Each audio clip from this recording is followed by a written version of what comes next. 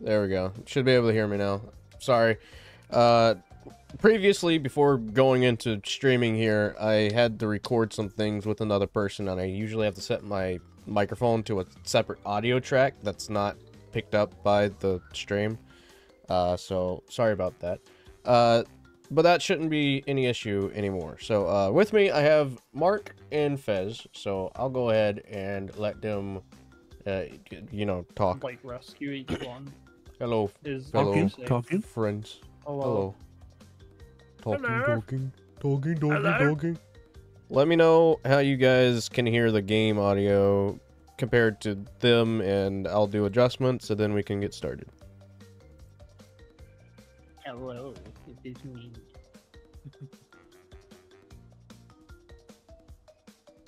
How are we? It is you. This Bandicoot is rotten. A lot of people would say that. Alan plays Crash Bandicoot. Let's go. Why is this a fox with chains? Alright, cool. Well, we'll just go into a new game, and we'll override a save, because I don't know where I left off last time I played the first Crash Bandicoot. We are going to be playing through the entire thing today. I'm not going to go for 100%, I'm just going to play through the entire game. Oh, I'm still gaming. Hold on. You're still gaming. Let me change my Fuji tech. There we go. So guys, you ready for Crash Bandicoot 5? Good. it's Ripping that bandit off real quick, huh? Wow, everyone, it's totally cancelled. It's, yeah, no, no Crash 5, guys. Wrap it up. At Microsoft, they done goofed with this one. All I will say is it seems like there were implications they were doing one right after these games and then it didn't happen, but that doesn't mean Crash will never have another game. But I want to see Spyro first. So. That's it. That's my hot take of the day. I can't say what I know. Well, neither can we. Yeah. Ooga! Tana. You How's guys it going? Did you guys hear about what happened with Halo? Halo? We both said that the same way. I couldn't tell if he said Halo or something else, but I don't keep up with Halo. I don't, like, after Infinite, I was just too disappointed to the point where I was like, okay, I don't want to play Halo anymore. News. Apparently 343 are only supervising the next Halo games. Okay. Oh. Yeah. That didn't happen. That didn't happen. What? I didn't see anything. Yeah, no. Acquisition What are you talking about? For nothing, for real. No, I know what Xbox was trying to do, Ryan. I think they wanted that Call of Duty. I love that Call of Duty. Also, hey Frankie, how you doing? Call of Duty. Unfortunately, I do not care for Call of Duty, but I like the funny orange rat and the purple dragon.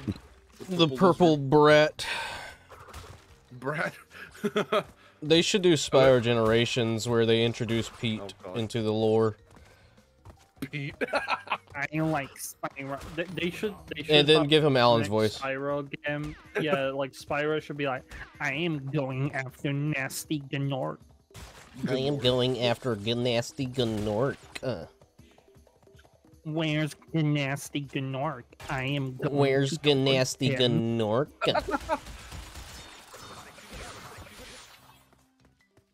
You know what we need to do? Yeah. What? We need to have another race. Another race? You really want to do another race? There are a lot of. Are we doing the Insane trilogy, or are we doing? What are we on about? You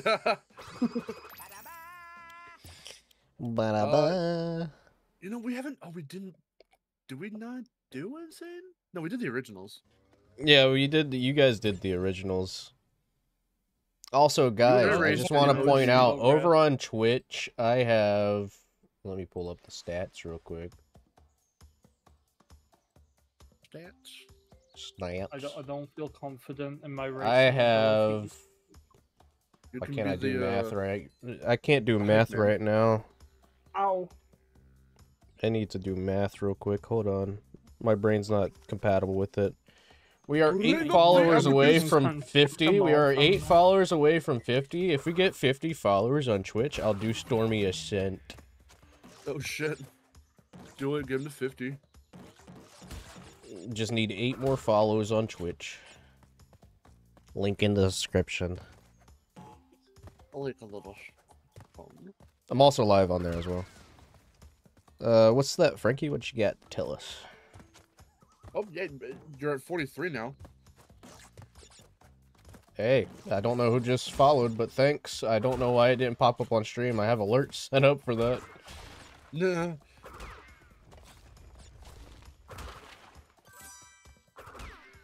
Oh man. Not yesterday, a few days ago, I was playing Crash 2, and it made me realize how much I miss Crash Bandicoot. Well, I had to play so it's gonna much. take a while. Yeah. I had to play so much Crash 2 to get the Cortex hologram cutscenes for my video. Oh yeah? Because I couldn't find any high def ones without watermarks and all that BS on YouTube, so I was like, I went all Thanos, I was like, fine, I'll do it myself, and I had to play that game like 3 times over. No one's got all those cutscenes on YouTube? Probably, it's a hard find, because a lot of them Really? are not HD, a lot of them are not the correct aspect ratio or anything like that. Like, the way they were uploaded was all weird, and I'm just like, Yeah. You could do a Crash race to redeem your abhorrent performance. I've never seen that word in my entire life. abhorrent, it just means like horrible. Horrible. The spiral race. Yeah, you guys are gonna have you guys are gonna have a treat in store for you, because let me tell you, I've gotten in contact with Shimp, and he's gonna teach me how to do Spyro 2 speedrunning. No shit. When are we doing the search for Reptar race? Search for Reptar. Search for For Reptar. Reptar. Nobody cares about Cortex Mark, apparently. The entire I race took is- that personally. The entire race is just Tommy bashing into a wall. Yeah. Yeah, Nightbot can that's be a worth bit it. sensitive when it comes to emote spamming. I can try and adjust the settings for that over on Twitch. You know what? I'm going to spam an emote right now. Enjoy being part of you guys in this YouTube group, but I also went to another one, which is the music one, because you want to do something new for the channel. That's cool. Hopefully that There all you goes go. well. Thanks. I don't know. Well, it's probably because you're a moderator, so you get to abuse the emote spam. Yeah. Use my most popular emote, front face penguin. I want to get affiliate on Twitch so I can have people do channel points to get me to say funny things in my Cortex voice.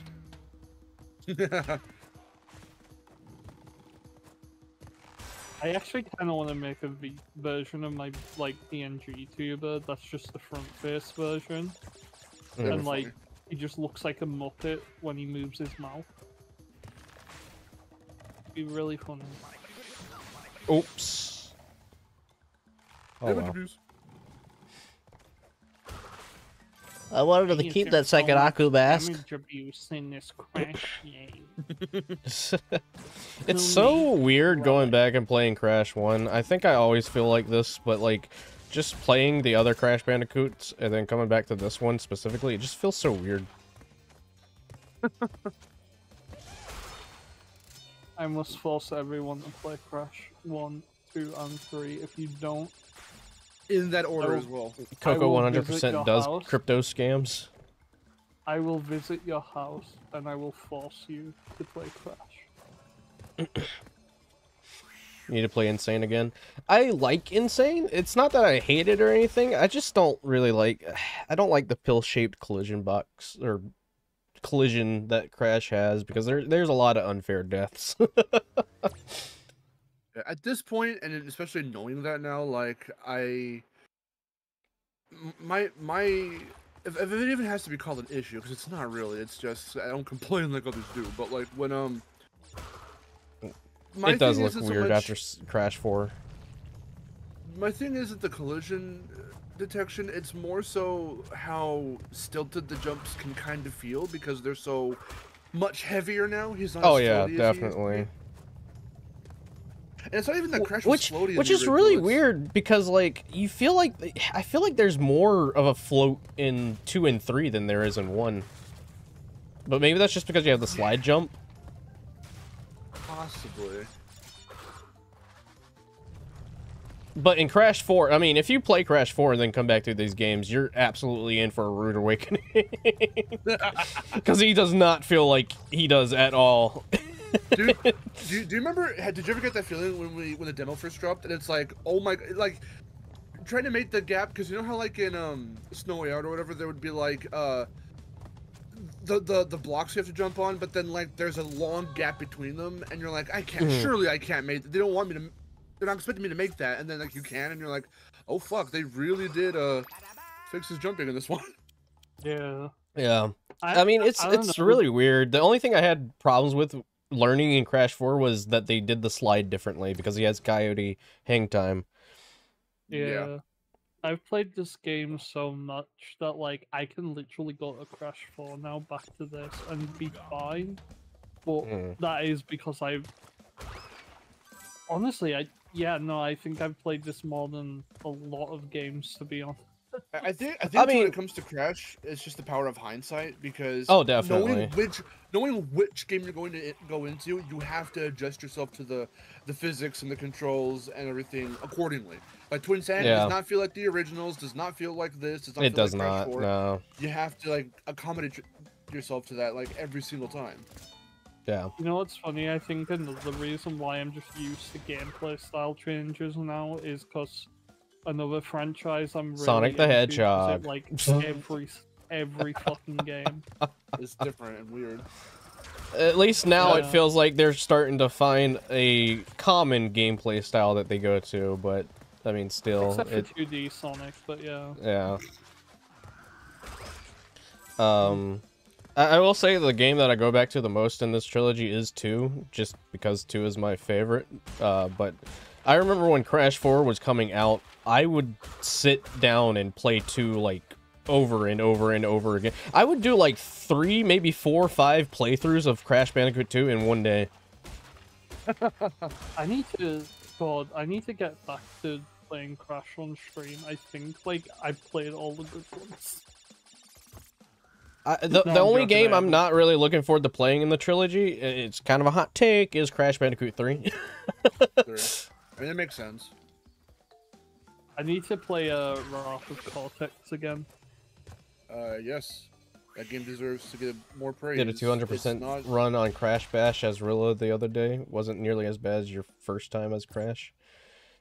I don't think Bash I'll ever get 200%. I just, after watching Fez go through it, party game. After watching Fez go through it, I was like, that Why would you Oxide boss 100% in a party game though? Because gives you something to do. Look, right? Why would you 100% a fucking racing game, right? Because like, it's fun and the gameplay is more frantic and it's competitive. I know the party game is competitive too, but it's more of a relaxed situation where you're just trying to say, oh, who can win this funny little minigame? Would you 100% Mario Party? Would you 100% Mario Party? No, you wouldn't, because it's all about. Well, there's nothing to unlock in Mario Party. There's nothing like a Crash Bash, except more things that you guys hate apparently. Dude, I have a hyperfixation on Crash, Sonic, and Ratchet, right? I have to 100% every single bit. I have to see everything. I'm hyperfixated. CTR dev times is what scares you, dude. I love Crash Team Racing. I just don't love it enough to put in the time dedicated to complete those dev trials. I just don't care about it enough to do that. That's some speedrunner shit. That's Abdul shit, and like all of them. He probably already has that done. Like, I think the thing with Crash Bandicoot when it comes to, like, you know, for example, 200%ing Crash Bash, is just that Crash always has the sense of collecting. no matter what he does, there's something in the game that has collecting in it, and I think people go for those runs because, you know, you're collecting things, and that's just the whole thing about it. Like, I don't think it's just, you know, you gain anything out of it. It's just the fact that Crash has such a collectible mindset tied to him. Yeah. It would be funny if I don't know why. It'd be really funny if, like, in a future Crash game, they just give Crash like a kleptomaniac trait, like in terms of his character. Stealing fucking... personality. I think that would be really fucking funny, but also like totally understandable for why he goes through all this shit. Gonna try to get all your platinum relics and Crash and Sane trilogy? Good luck. Good luck. Remember when I did that? Yeah. Dude, I fucking can't. I cannot. I do not like Crash 1 and 2 were not designed for speed running like that. Even with the run like power up that you get, it still isn't designed to go through those stages that fast. Yep. I mean, I like that they didn't even give it to you in this one because it's so intricate and it's so linear and it's so like just wait for the patterns. But then again, what the time trials are asking of you is do you know the patterns already? Because there are little skips you can do around them, and that's like how you go. Congrats, Frankie. I have a quick question for everyone in the chat. Has anyone 100%ed Crash Boom Bang for the DS? I was gonna ask you to do that. No, and I do not plan to ever. Just because, like, everything about that game is random. It's just complete randomness. Yeah. It's ridiculous how random it is. You know what? You know what's funny though? We killed Crash. In the story, progress in the story, you don't even have to win. That's cool. Yeah. I don't think your most hated Crash game. What you're doing.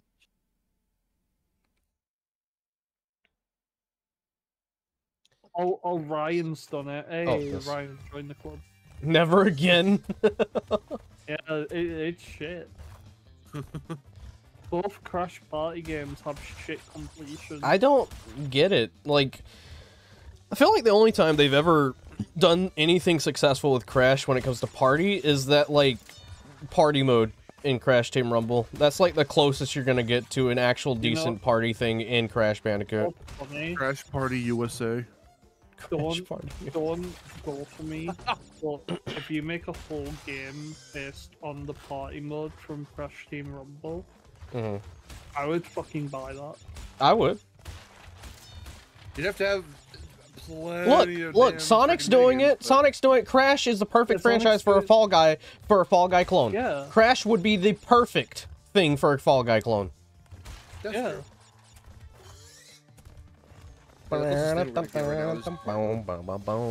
First try, baby. Also put Crash in Sonic Rumble, thank you. Please. Here's a question. Who are you more... Wait, what? What's the question? I can't see it because the freaking reaction thing is blocking it. Hold on. Here's a question. Who are you more? I'm a huge fan of. Preferably, I think.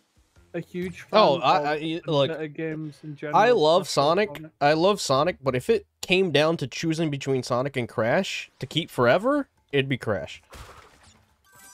Hell yeah. I don't know why it's like that, because, like, I was first introduced to Sonic, but then I got Crash Bandicoot Warped It because everyone thought that, you know, you're a Sonic fan, you might like this, but something about Crash games just... I don't know. It just clicks with me more than Sonic. I like Sonic, but the fan base kind of makes me hate Sonic. I mean, I'm not gonna lie, the Crash fan base is kind of getting that way from me, yeah, but at least Crash has good games. Yeah.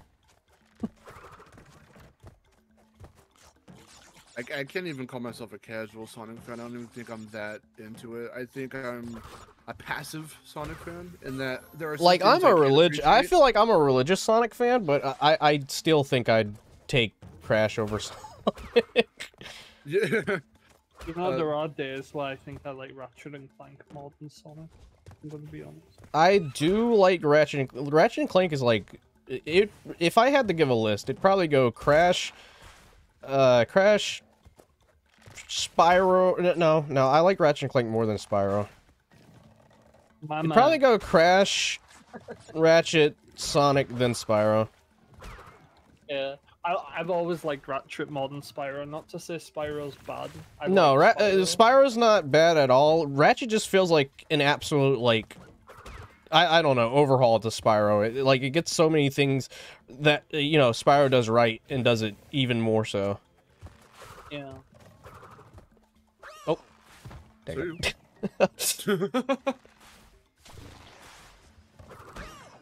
Oops. I never grew up with the PS2 trilogy. Oh, what am I doing? Platformer trilogy. What is happening? Did you think I don't there was know. PS2 trilogy? Yeah, I guess so. I don't know why I thought that I could just keep walking there. Wait, did you say you didn't grow up with the PS2 Ratchet trilogy? No. The trifecta I know, of I like didn't. platformer like mascots at that Okay. time. So Jax, Sly, and Ratchet. I didn't grow up with them, so You know what's funny? My first exposure to any of those three was. All right, hold on. From a Hold friend. on. I just want to clear the room because I've already seen the thing QC. So the bad news is Crash 5 got canceled. That as much as I can say is that that's not true. A version of Crash 5 got pitched and didn't go anywhere, but that's about it. Yeah. Let's be honest. There's probably a cancelled version of Crash 4. There's a lot of confusion going on because a lot of video game journalists saw Nicholas Cole's tweet saying that there was a version of Crash 5 that is no more, which just, you know, is the big thing. But that was tied to a tweet, also part of a project that he worked on for 3 years called Project Dragon, which has no relation to Crash Bandicoot or Spyro whatsoever. It was being done by a completely different company, not even Activision, I don't think was involved.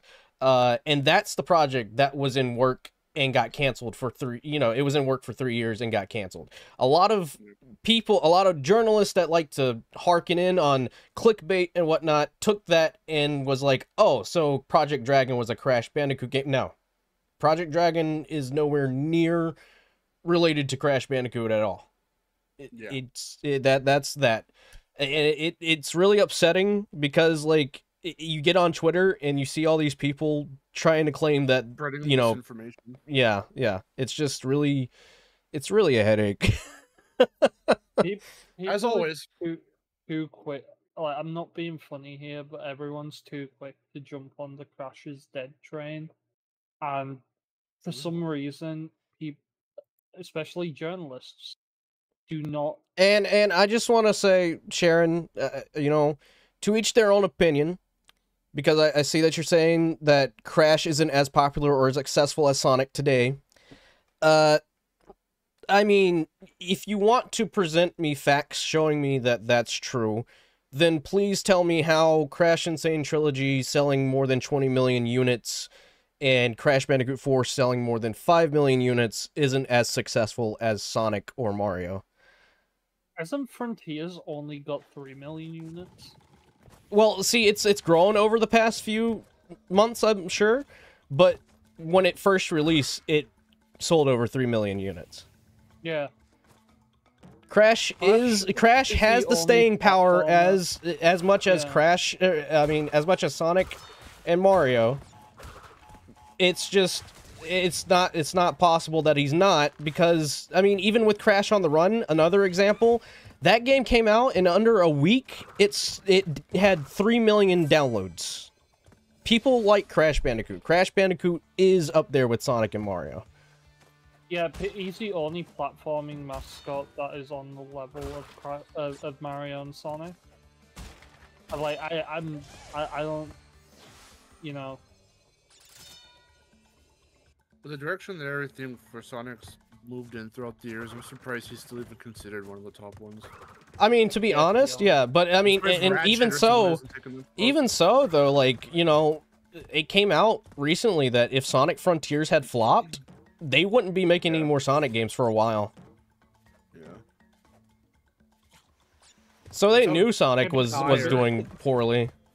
Is it controversial to say maybe that would have been a good thing because then Superstar? Probably. No, I'm joking. I just mean probably from a general aspect because no one knows. That is not a real number, Sharon. That is not a real number. Now they know what to do with Sonic. The Shadow Generations is already like giving me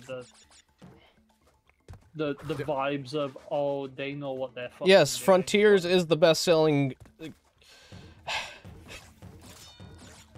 I just want to point it out here that Crash is the main reason why a lot of games are getting remakes right now. Crash is also the main reason why a bunch of games are using the title Rumble in it. If Crash didn't have staying power, a lot of games wouldn't be trying to, you know, harken off of what Crash has given Activision.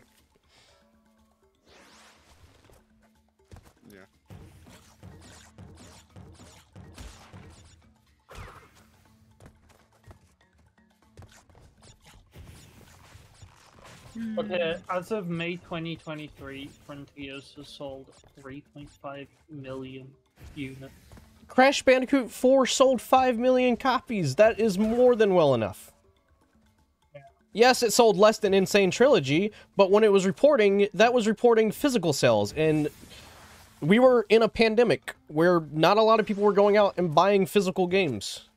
Oh, you gotta fucking take that into consideration too. Crash 4 was a COVID game. Yep. I think people underestimate the power of this brand. They do. Like, it's funny. It's funny because, like, you know, people can say that Crash isn't as big as Sonic or Mario, and then pull these kinds of numbers, and it's just Why like, do you okay, think but PlayStation is a household name? Crash did that from the start. Yeah. Not solely, but he was a huge contributor to why PlayStation is even a household name. When you think of Crash Bandicoot, you think of PlayStation, even though he wasn't the mascot of PlayStation. He was the, you know, the one that people that pointed to and said, oh, PlayStation. Yeah. Karen, Crash 4 sold over 5 million copies. Yeah, it sold over 5 million. Oh, shit.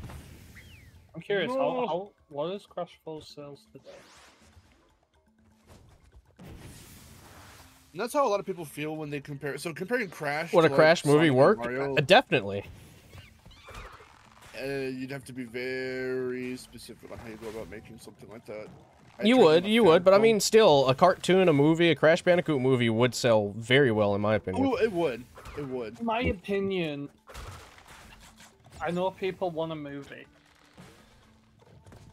But personally, as someone who is an animator and has that mindset of like, you ask what a Crash Bandicoot movie would even be about.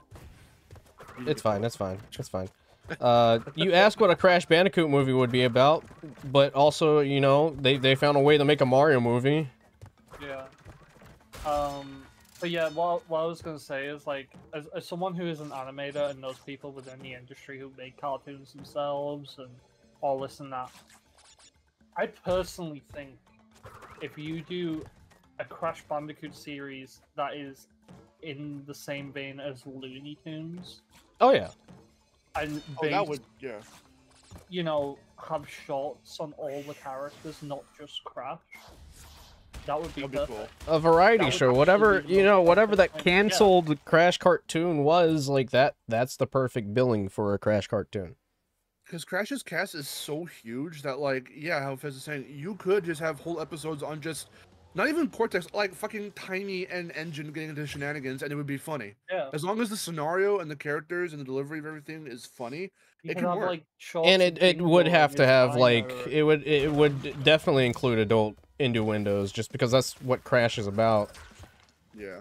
That's it. If I ever get into the animation industry, which I will never, but like, let's just say if I do, I will work my way to the top and make Crash a cartoon reality. You better. You better. Like, another thing that I just don't understand when it comes to Crash Bandicoot is people hating on the Crash Bandicoot 4 design. I don't get that. Oh, please, can you open up those old wounds?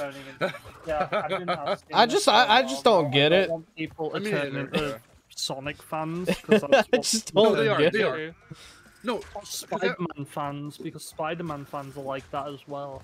I've heard stupid shit like, oh, his eyes are too weird, or the fucking the jawline is not square enough, and it's like, what the fuck? I know what you're talking about, but why does that matter? Yeah, I do remember people making a petition to change the art style. I don't see the issue with it. In my opinion, the way Crash looks in 4 is how I feel he was intended to look from the start. Yeah. And in a way, I mean, that is how he was still back in the day. Like, it just limitations, of course, but you have to start from somewhere.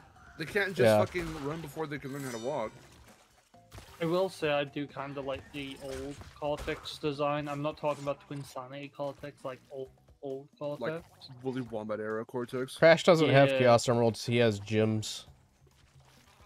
They're different. I made a thing to talk about old Cortex in my video because I was like, yeah, he had a very specific look and what that all meant in terms of like his own story and all that shit. Like everything mattered and it was important. Not that they like didn't think about that when redesigning him for other games, but it's just like his vibe changed so drastically by Twin Sanity that like now we've got a different take on Cortex. Because everyone else's take back when Clancy was voicing him from Crash 2 to Nitro Kart, yeah, there were different takes on Cortex, but being under Clancy's voice direction and everything, like there was this evolution in that little pocket right there before he even was recast, before Cortex was even recast. And so by the time Lex took over and no one else has been the voice of Cortex since. Until me. there is a Do you think Crash would ever be as successful as Sonic and Mario? I don't have to think. I already know he is. He is. Like, There's a lot of evidence. There's a lot of evidence supporting that he is as big as Sonic and Mario. I mean, you can't argue that he's not. There's no other mascot, in my opinion, that like gets to that level. Like, I know people are like, "Oh, Rayman," or like something like that. It's like, no, come on, be realistic. Like, Rayman's good. I'm not saying he's bad. There's definitely a tier list for how these platformer mascots like are, from how well known they are to like how many games they have and how like their like lasting power of like, you know, people still remembering them and stuff. There's definitely a tier list, and Crash is definitely up there. If Sonic has to be part of that, which I mean, with how many games and how many spin-offs and how much staying power Sonic has, I mean, it's there obviously. So like, you know, the fact that he's considered, that was the cleanest Ripperoo run I've ever fucking had. Oh my god, that was good. That was really good. I'm never gonna be able to pull that off ever again. That is like the best Ripperoo I've ever had. Yeah, I think like that trifecta, there might be room for some more, but like it's definitely Mario, Crash, Sonic. Like that's just those are the big three. If you need to be like a little more precise, a little more chronological, it would be. This is the fucking Mario, Woody Sonic, Woodpecker Crash. thing all over again. A Woody Woodpecker. Yeah, you remember how like people are like, "Oh, Woody Woodpecker's not on the same level of Bugs Bunny and Mickey Mouse." And it's like, fuck? Yeah. What nitwits were saying that shit? People on Twitter. R.I.P. Oh, okay. That makes sense. It's like he's not on the same level as Mickey Mouse and Bugs Bunny, and he's like, kind of.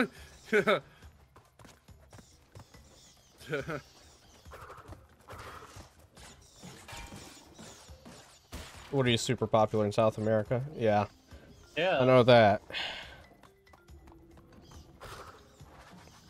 I wish he'd get a proper cartoon revival and not these I wish they would bring Chili Willy back. Movies. I wish they would bring Chili Willy back. Bring him back. The thing is, I mean, that said, I Nobody actually knows don't... who I'm on about, and I'm really upset. Well, I was gonna Penguin. say that. Penguin.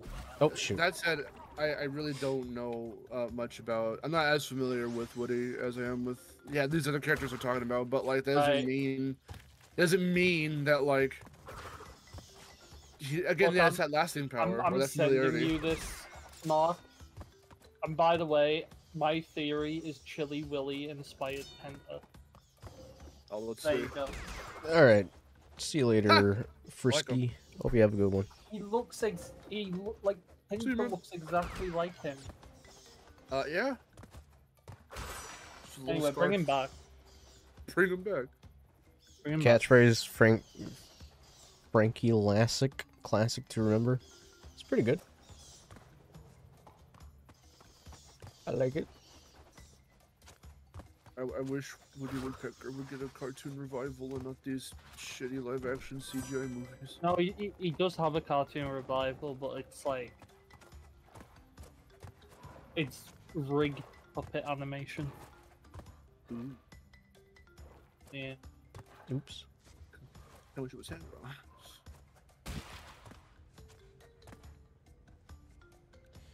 Day's going all right, Braxter. Been kind of busy. I was supposed to stream like 2 hours earlier, but had to take care of some stuff. Oof.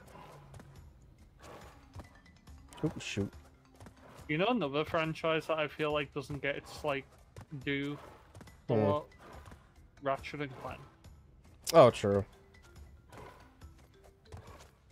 Which is, I mean, I feel like a lot of I don't people know. are really harsh on Ratchet and Clank. Are you talking like comparatively to other franchises or just on its own? Because I feel like On everyone loves Ratchet and Clank. I mean, on its own, I don't know. I know, like, when sales leaked for, like, Rift Apart, everyone was like, well, see, Ratchet and Clank's just not as popular. That was also a COVID game, but you know. Oh jeez. It's like if anybody, it's like if anybody sees a sale that, like, sells for a game being reported to do, like, less than what its previous predecessor is, then it's automatically a flop. Yeah. It's like review scores. Everyone's like, if it's below a 9, it's a horrible game.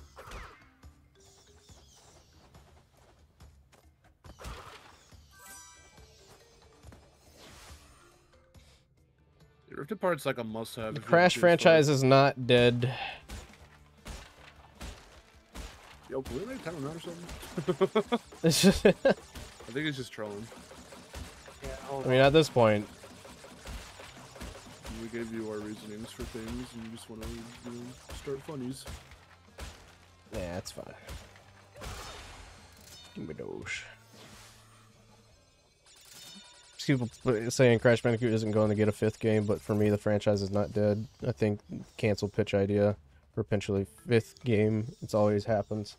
It does. It always happens. I mean, games go through different, like the pitch. Probably a cancelled pitch of Crash 4 that we just don't. Oh, know for about. sure.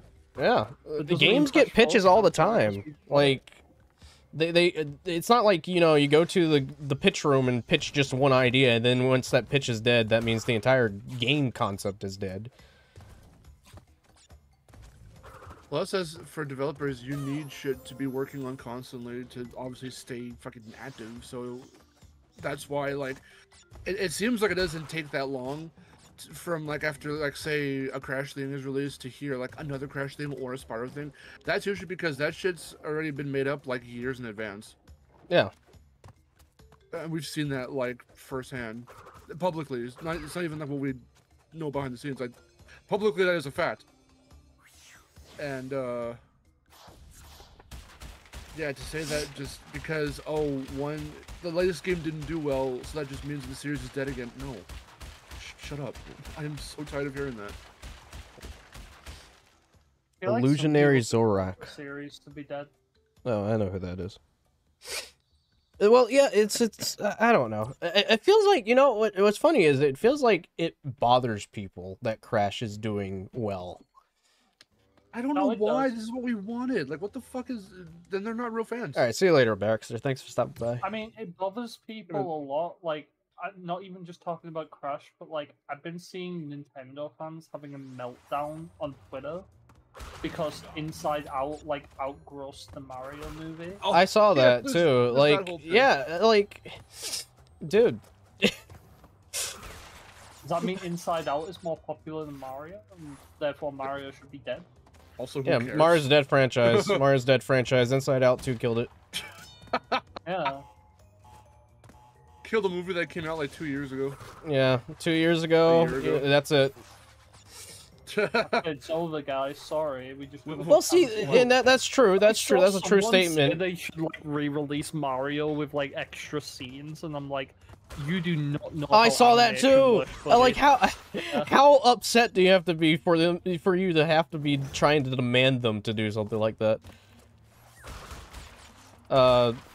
People will just never be happy unless they get exactly what they wanted. And see, that's a true statement, but the problem is you can't make everyone happy. Yeah. There's always going to be a certain crowd that's going to be absolutely upset with something. No matter how good it is, it always upsets someone. And at this point, that's something like it could be anything. It could be. It literally could. Anything. It literally could. Like you could, like for example, again going back to the Crash Bandicoot 4 thing, like a great new entry to the series, but most people would not buy it just because Crash looked different. Yeah. Well, you And know, that's I been a know very it's on like. PC now, but Ratchet and Clank came out on PS5, and people were just like, "Oh, the PS5 has no games." And then Yeah. Ratchet and Clank came out, and people were still denying it. So. People say Crash is dead for even a slightest of negative press because they fear it's going to be a big hiatus again. Well, you're kind of contributing to it, you know? Yeah, if you don't Yeah. support what's fucking happening here, then yeah, it's gonna be them that make the hiatus happen. We don't fucking want that. Us And who are, see, like, another invested in the beginning issue don't that want I feel like the fan base needs to get over, and I don't mean to be harsh by this, but let Crash do new things. Yeah. He needs Why to don't do we fix new that shit from the things. beginning? Crash Looking Team back on Rumble? the PS2 era of like Crash Bandicoot, I'ma be honest. You look at all those games post Naughty Dog, and it's like we are just like coughing and spewing up like the same old shit. Like Wrath of Cortex, it's Crash 3 again.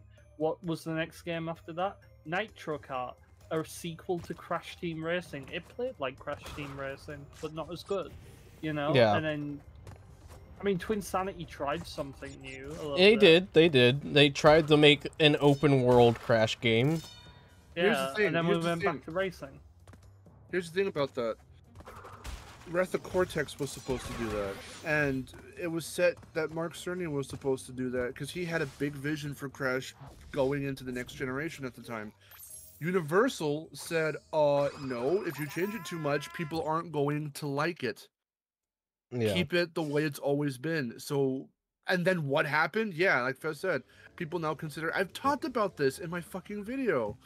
Which one even was it? I think it was what was it? It was Crash, Spyro, and like Creative Freedom or some shit like that. And yeah, I was like, what do people call it now? Yeah, a poor man's Crash 3 because they stayed safe. Yeah. Like you want to sometimes, not all the time, maybe, but you want to take risks where you can, and you want to switch up the gameplay Perspective. where it's deemed fit. Because look at Titans of Wonderful Mutant. Crash didn't become a fucking like hack and slash RPG. It's platforming with combat. That is the one biggest fundamental change, that they added combat. But guess what? Crash It's became fucking fun. stagnant. Crash became too stagnant as a franchise. It When did. it tried to do something new, people just like rejected it. Now Because they they can only do want is- something new, and it can be wrong, like Crash Boom Bang, you know. Yeah. But If you were to give Tag Team credit for anything, it's not just a rehash of Crash Team Racing. That is true. I love Tag Team for how different it feels. I don't even care that, obviously I was like, oh, this doesn't feel like C2. I don't even think I ever said that or thought that to myself as a kid. I felt that it was different. I'm like, oh, okay. But, it's a new game, so I'm thinking to myself, well, it's going to be different. Like, I don't expect it to be the same. you know what's weird to me about that game, though? Why did the cars turn worse than in Simpsons Hit and Run? you always bring this up. No, I'm genuinely curious. No, I know. Yeah. Ah. Why do they control worse than Hit and Run when Hit and Run was the game before? Rumble's marketing definitely sets a tone for like how that game performed, but I don't put all that blame on Toys for Bob. I just don't. There's multiple factors. Toys for Bob is Rumble's not to failure. blame for what happened with Rumble there. There's the acquisition, there's Activision. Oh, there was so much shit. Yeah. There is so You much. reworked the game entirely. Yeah. To be honest, Rumble existing is a miracle. It really is, honestly. It really is. And the fact that it was such a unique idea and it was so fun. Like, I've been saying this already for a while now, but I want more either original IP or other, already, like, existing famous IP to try something like Rumble. But I don't want people to call it a Rumble clone. I want that type of... whatever the genre is considered, I want that type of game to, like, thrive. If it's not going to thrive with Crash, thrive elsewhere, because that idea is actually really fucking cool. Maybe, but like, even then, I mean, that's still a little too ambitious, I think. I don't know if people are gonna gel with it. Yeah. But, give me a Fall Guys Crash. I'm dead serious. I want. I'd like a Fall Guys, like an attempt at a Fall Guys Crash Bandicoot. Like, I feel like that could work. There's so much to it, and that's just the thing about Crash in general. Like, he's known for variety. That's what he's known for. Platforming levels, you know, you could like have like versions of the mini games from Rumble. You know, there's like so many ideas you could bring up. Like, it would be so funny to see millions of like Crash or like Crash characters running through a platforming level and falling over and all that shit.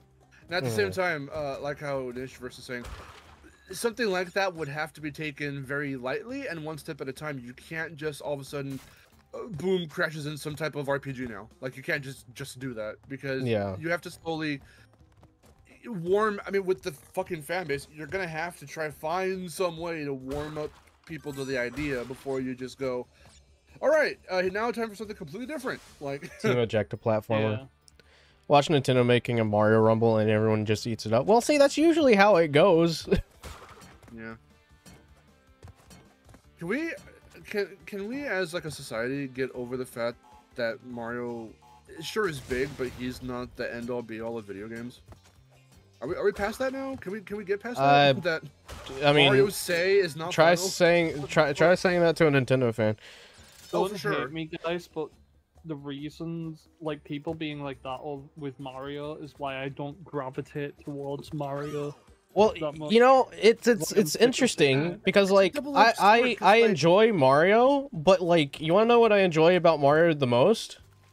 It's really weird, but I like the spin-offs more than the actual main games. That's valid. That's very valid. That's very valid. I have more fun with spin-offs of the franchise than I do with the actual mainline games. And with how many spin-offs he has, like, there's something for everyone, right? Yeah. So like, if you want RPGs, he has RPG. Sorry, go ahead. No, I was just gonna say, for me, for the most part, Mario is like the best. You're so tired of seeing Mario every year. I've ever played. Except Galaxy. Galaxy's really good, but like majority of Mario games for me are usually like 7 out of 10. Like really good. Like they don't wow me that much. And then you have to wait so long for the next 3D title. Like, I it's mean, been more than 7 years since Odyssey came out, hasn't it? No idea why. Yes, roughly. Playing devil's advocate, I have no idea why it's taking them so long to do a new 3D Mario and mainline Mario. I think they honestly don't want to do it. It just feels like they don't want to do it. They only do it usually once a generation. Mario Galaxy was just like the exception. Yeah. I was hoping Odyssey would also be the second exception, but I'm not sure at that point. They'll probably save it for the Switch 2. Oh yeah, no, Switch 2 is definitely getting the mainline 3D title. I wouldn't even be surprised if they revisit Smash again. I don't want them to, but if they did, They I'm just will. pro. I And feel if I Crash- feel like they definitely should just leave Smash I'm behind. so- That's just my they personal should. opinion. They should, but they can't because it's too big and people are going to be expecting It's it. too big, but like I'm gonna be I honest. hate the community for Smash. The thing is, if they do another Smash Brothers, I don't know if they'll do third party. Well, if they don't, then there goes a lot of the people that love seeing the character. The character reveals have become the bread and butter for Smash. Not that that But wasn't see, the case that's before, like the whole but- selling point now, though. Like when it comes It to is, Smash it Brothers, is, people it are is. just looking forward to which characters get in, and then if your character doesn't get in, you know, you're just not gonna play it.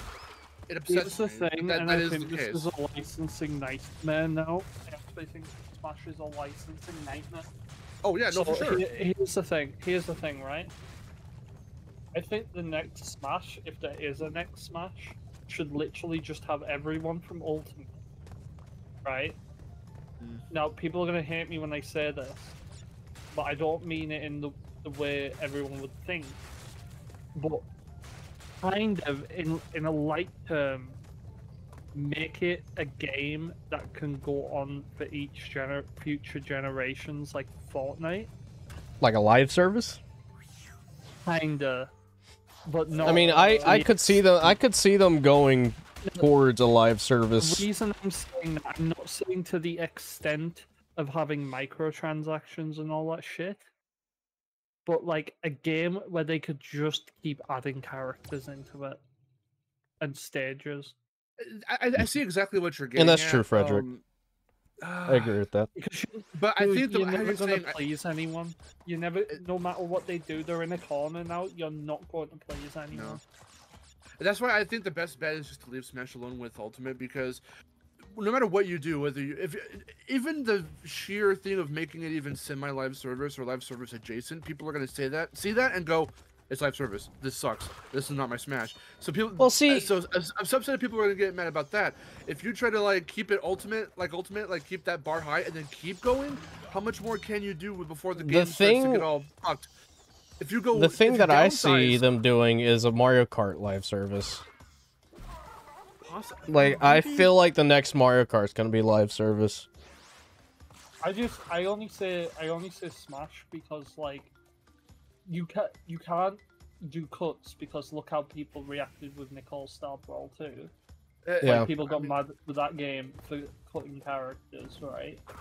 So you can't do that. And it's like I don't Okay, know, so like, it's if you port the game again, are people going to be happy to pay another No. £60? Like, no. 60 is lightly. I feel 70? like they would do 70 just because it's the Switch 2. yeah. Maybe. No, no, they're the gonna thing do though, that because they did that with Zelda. it's funny how you said about what was the thing you said earlier? We're talking about so many things at so rapid of a pace. I'm trying to keep everything organized. I said I know I said something about Mario Kart. Well, because for Smash specifically, just to put a cap on that real quick, because you know how I go off on Smash sometimes. Because we did a podcast on our Vid Games channel about an episode on our podcast about Smash a long time ago, and it's like one of our most infamous episodes because of how like critical we got of like modern Smash. But like, I think in my opinion, that the logical thing to do with how big it's gotten for a new game is to downsize, is to like Yeah, no, start from square one. The next Smash, in my Redirect- opinion, should just be first party. redirect the focus exactly, because it's gonna get so fucking out of hand as it's already gotten. That's all people, how you said earlier, are gonna be looking forward to. All people look forward to is just which third party is gonna show up, and it's And see, another here's main the thing, issue, even when another you main put the issue is that Sakurai doesn't want to do story mode. true. I know. And that Again, would well, sell the after game this- like hotcakes. Like, if you wanted something new for Smash and you wanted to hype people up to play another Smash Brothers other than third-party characters getting in, it would be a story mode. And Sakurai is against that. So, like, The thing too about that, I think too, is the cutscenes, because as much as we want, like, you know, to see all the interactions, and that too, yeah. their cutscenes now are so cool and so beautiful looking. Well, see- but obviously so much money's poured into that. Sakurai I just wanna Sakurai say- just made a statement about that. He said that he doesn't want to do cutscenes because they'll just get uploaded to YouTube anyway. Go ahead, Fez, sorry. He treats cutscenes as a reward. All I was gonna say is that if you cut characters out, all the DLC is gonna be taken up with cut characters, because Smash 4 is an indicator of that. Because when that game came out, people were like, "Where's Mewtwo?" They added Mewtwo as DLC. Then people were like, "Where's Lucas?" Lucas was the next DLC. Where's Roy? Roy was one of the DLCs. Not to mention all the fucking leaks. Smash 4 was awful. It was so awful with that. There were so many leaks. And there were still some leaks. I mean, I know, but how else would you... People are expecting the next Smash to be topped. Every Smash has to be topped over the other. But when Ultimate is literally called Ultimate, and they did do a lot as it is, how do you top that? It is the most expensive Smash game they've ever made. They probably shouldn't call it Ultimate. Probably the most expensive game Nintendo's ever funded. They've really put themselves in a corner now. I think Zelda was the most expensive they've ever done. It was, yeah. Which one? Breath of the Wild. Breath of the Wild. Maybe, yeah. At the time, but I mean, in terms, I mean, still, they spent well over a good chunk of money just getting those third parties in. Yeah, even with the IP alone, all the IPs alone that they nabbed, are big fucking names. Yeah, that was really insane. And I don't know, but for me, like, I like the third party reveals, but some of those characters just weren't for me. So, like, you know. No, exactly. That's been my problem from the start. For me. Because Sakurai has a fucking fetish for Fire Emblem characters. It's so like when I saw Sephiroth get in, I was like, dude, he should have been there from the beginning. Everyone who joined Smash Ultimate, I'm sorry to be that guy, but like, it didn't do anything for me. Like, you know. Well, I assume Banjo at least got some reaction out of you. I see. I was like, oh, that's cool, but again, I'm not a huge Banjo fan, so like, I was just like, okay. But now you're neither was I, but it felt the reason why Vic and I got so hyped, because you can see our reaction video, and I had just, I think, beaten Banjo-Kazooie for the first time, a single time through, and yet I was really hyped to see him in there because it felt, first off, it was deserved for someone like Banjo. He was considered for Melee, but because of the Rare thing, the Microsoft thing, it didn't go through. So it felt like a long time coming. But Banjo being this cartoony, bright platformer character coming into a game like this, it just felt right, and it felt like an old school Smash reveal. And that's more of the stuff. It did give a lot of people false hope. That is one thing it did generate. That's true. Because, like, I'm just talking from a Smash perspective, not from like a Banjo series perspective. All the characters I wanted in Smash 4, or Smash 5, sorry, whatever, either got deconfirmed by being assist trophies, or just without no mention at all. Yeah. Not even a single reference. Nope. And it annoyed me that, like, so many of these characters were RPG characters, and then I've been saying this on Smash, on Gad's stream. I have a feeling Sakurai was gooning when he was making Pyro and Mythra. He was having a bit of a goon sesh, Masahiro goon ride. But like, could you stop gooning for 5 minutes and like put a good character? Welcome back, Sharon. 5 minutes. Do you think PlayStation should try another crossover game now? Yeah. I mean, technically they already are. If you want to look at Astrobot like that. That's true. They should do another one, but whether people are going to like it or not is a different thing. Now, Astrobot is, But also yeah. Well, actually, speaking of PlayStation, did you get? I don't know how to feel about this. Completely off topic, but did you see that they're apparently have plans for a Parappa reboot with some rapper to be Parappa? I heard something. Like who was it? I can't remember the name, but like I know it was like a popular rapper, and I was like, that's weird. Why not just get the original? Right now, yeah. I'm saying this right now. Something's changed within Sony, like this past. Oh, definitely. they seem to be caring about their franchises again, and it actually makes me so happy. Yeah. Sounds like a meme. And that's what I'm saying. The space is right for an All-Stars 2. We It are now in a is. different It definitely is. time for that. Gosh The darn thing it. too, though, not just. Oh my God. see him crash. Always missing the Not cycle.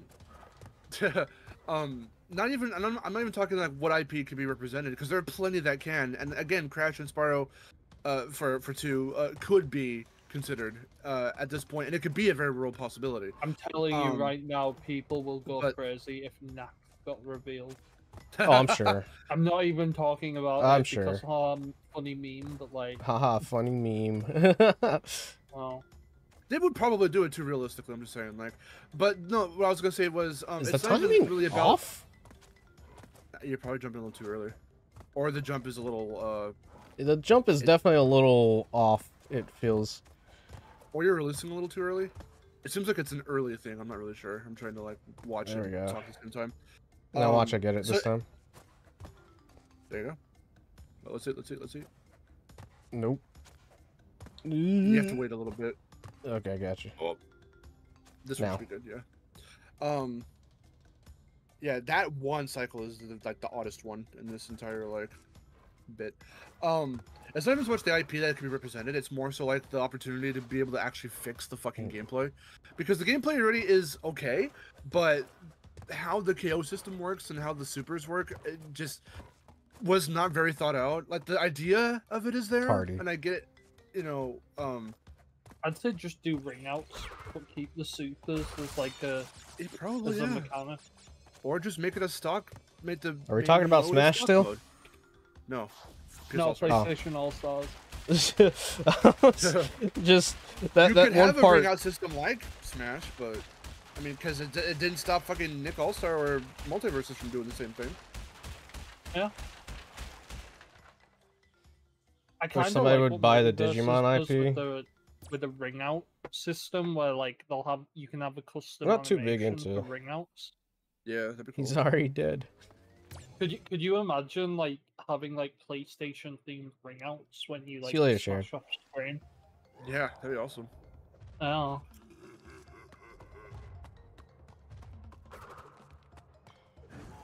And the final boss being Kevin Butler.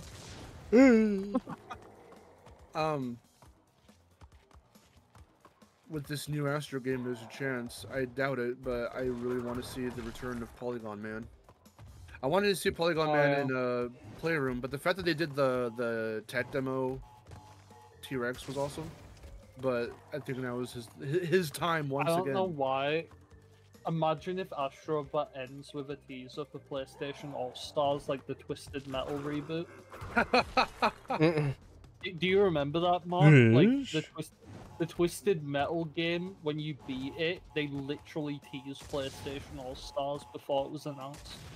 No, I didn't know It about was that. like Sweet Tooth will return later this year for the fight of his life.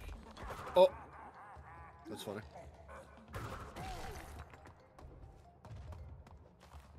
That's some Avengers shit. That's some Marvel shit. Yeah, no, it really was.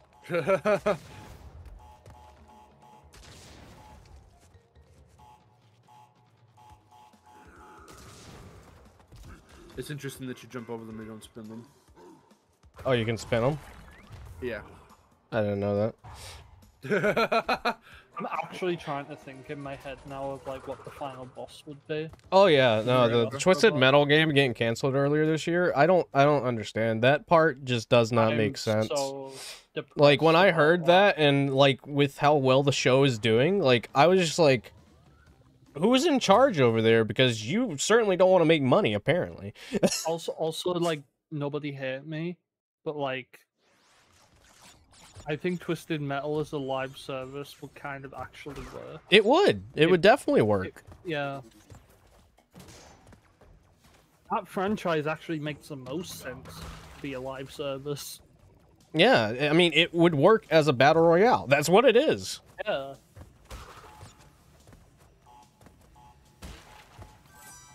So whoever's in charge of that, I don't know if you have something against the franchise in general, but it's a little weird. It's the longest. Well, it was the longest running PlayStation franchise. I think Ratchet and Clank has that mantle now, right now. Hmm. In terms of active, you know. The original Battle Royale. Is it any? What is the oldest active PlayStation franchise right now? You're. I don't know. Honestly, probably Gran Turismo? I don't know. Oh yeah, Gran yeah. Turismo. But Crash as well, yeah. Crash Yeah. is up there. I don't know if he is the oldest at the moment, but let's see. Dave's probably right. It is Gran Turismo. I think it's That's Gran PS1. Turismo. Yeah, that came out on PlayStation 1. I But think it when was when a. was the latest Gran Turismo? It was like, on the PS5. Yeah. Gran Turismo 7. yeah, 7. Resident Evil? I mean, would you count that? It just had a. Well, that's like third party. I mean, I guess. Yeah, it's Crash third is party, but third we're party talking as first well. party. Yeah. Nope. Gran Turismo came out in '97. Crash is the oldest. Yeah, okay. Okay. I just looked it up. I thought it was a launch title for PlayStation 1. Maybe I'm December misremembering that. 23rd, '97. I guess Ratchet and Clank isn't the oldest. Yeah. Jumping Flash. Well, Jumping Flash hasn't had a new game. Like, it's been re-released, but I wouldn't necessarily say, oh yeah, It's the an active Jumping IP Flash. they're working on. Yeah. Yeah. I mean, the only thing that we can even consider. I mean, but again, it's not having to do with the IP itself, as it was referenced in Playroom as like a deep fucking cut. Yeah. I played that on the PS Classic. It was actually a lot of fun. I don't think I've ever played it. It's very interesting. It's considered one of the first 3D platformers, like I think ever, really. I'm having like the worst case of like ADHD when it comes to playing video games. I'll play like like a few minutes more of like Ratchet 2 and then be like, I want to play Sly Cooper. I'll play like 5 minutes of that and be like, I want to play Ratchet and Clank. I'm like, that was. Well, which Sly Cooper is it? If it was Sly 3, It's I'd the first totally one. understand. Okay. I was gonna say, if it was Sly 3, I totally understand you playing that for a few minutes and going, this game isn't, And then I recently got the God of War trilogy for Vita. Oh, I fucking love. Wait, trilogy? They haven't released a trilogy. Or collection, whatever. Yeah.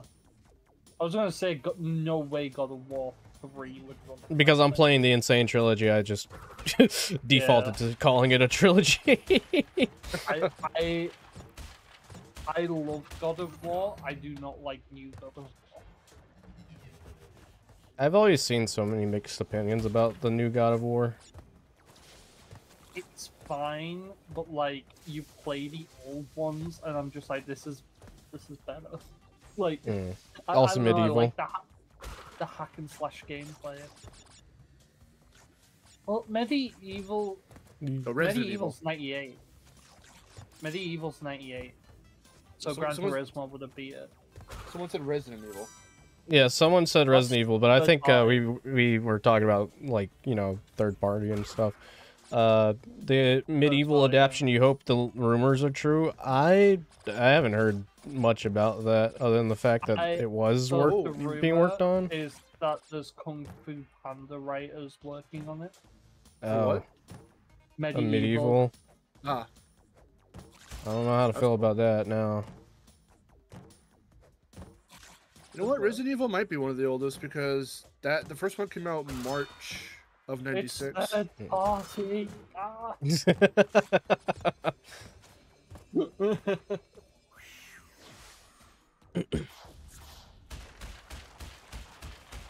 It's great. Yes.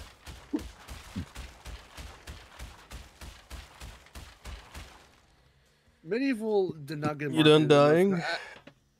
I don't think All right. people unfortunately cared enough about the remake. I thought it was awesome, and that's the closest I've come to beating Medieval at all. Because I never got close to being the original. Sick. It was I love actually it. the first time we ever got a PS1 game on PS4 as well, through emulation. Because True. spoiler alert, if you 100% medieval, you get the PS1 version. I just Yep. got a Steam achievement, huh? Oh. What achievement? Cavern of Dream. No, that's not it. It's not an achievement. That's a game. Meant to do that. Spin away an extra life. Oh. Haven't I already done that before? I thought I Have you already never did that. How have I never spun away an extra life in either of these Crash Bandicoot games? I know I've at least done it multiple times when playing this, but I guess I've never. I guess not. I don't know. It's weird. Medieval should have really jumped on the merch train. That's what I'm saying. You know what Like, Evil should have done? They should have Hmm. remade the second game along with the first. Mm. I am so sick of Medieval coming back. They remake the first game, fuck off then- for a bit, and then come back and rinse and remake repeat. the first Here, game let me again. oh boy, let me BRB real quick. You guys entertain the chat. All right, this is now the Mark and Fez stream. I can't be the only one that feels like this. Why does Medieval fuck off and then come back with a remake of the same game? Why? I feel like there's another franchise that's done that. I'm trying to think of what that would be. I feel like there's another franchise that has done exactly that. It probably is. Even Tomba, Escape? even No. with Tomba coming back, like Tomba 1 is already very close to release. They announced Tomba 2 is coming back as well. And I know it's Wait, not I thought necessarily a both of the remake. games were in the collection. Are they? Because I thought they were doing Tomba 1 Oh. first and then 2. I can't remember. But Medieval 2 is already really fucking weird as it is, and some very divisive game because like Miharu never played it, but she looked at it and like loving the characters and everything, she didn't really gel with how the story progressed and all that, and how Dan was portrayed in that one. But I guess there's a more of a majority that really likes Medieval 2. And I remember playing Medieval 2 in the demo as a kid on one of my demo discs. So I just think it deserves to be remade. Personally, it's like just have both of them. You know. yeah. I can't believe that Medieval is such a small series. Like, I really wish there would have been like more games in the series. Did 2 not do as well for the time as the first one did? I don't think it did. No. All right. Because you hear so many people talk about Medieval 1, but like I Not a barely lot of ever, people talk. Yeah. Hey Sparky, I how you barely doing? heard anyone talk about Medieval 2.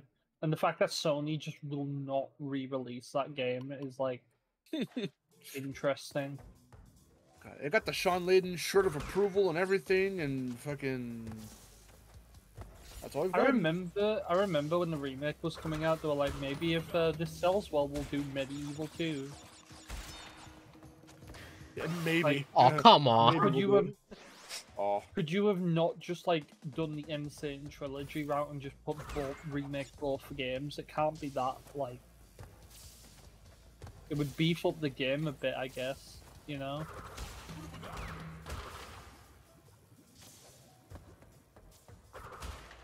for all the shit that it gets, I am so How you glad doing, Insane Sparky Pow? did as well as it did. And had as much of an influence. People keep saying that, you know, how we were talking about Insane not having influence or having all this fucking, like, criticism thrown at it, but it has had very much an influence, how you said before, that, like, we wouldn't have the Medieval remake, or, even, like, the part that surprised me so much, but in like the best way, is that obscure as fuck games are getting remade, like fucking Battle for Bikini Bottom. I mean, Yeah. it's not Yeah. necessarily obscure, but like it's a licensed video game. Like, when in your lifetime, how often in your lifetime do you see a licensed video game get a remake? Just because of the sheer Just fact that it's imaginary like- friends. It's not the correct- Yeah, It's not Mark the and correct one. Fez are my imaginary friends. You can see them on the screen somewhere. Did I Somebody actually called me a- cover them up? I don't know. Somebody called me a thing on stream the other day. A thing? It was really thing? funny. You're a thing. that purple Apparently, thing. like it's. Yeah, I'm they're just not my clear enough as imaginary what the friends. fuck I am. You are penguin enough to be recognized as a penguin. You're purple Gad. Wait. Purple, yeah, you're right. No, he's like Green Fez. green Fez. Yeah, he's green Fez, even though he's an alligator. Yeah. But it's close enough. Close enough to a penguin. My favorite ancestor of the penguin, the alligator.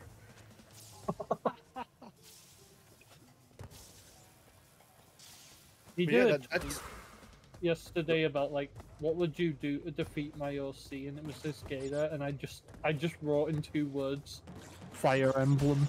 Fire Emblem? Yeah. God, Doesn't Nightbot hate really is Fire Emblem. picky on Twitch, isn't it?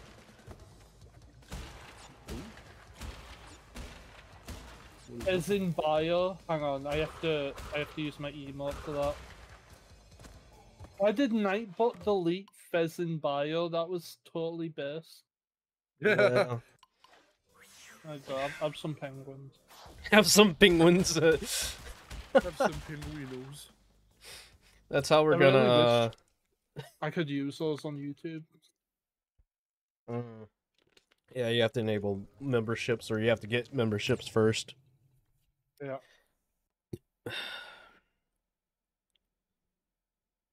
I wish they had something similar to channel points on YouTube.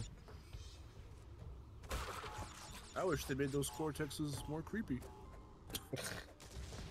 I wish they made a reference to the original game where he doesn't have the N on his forehead. That would be really funny. How early did they make that little GIF of him that he didn't have the N on his head?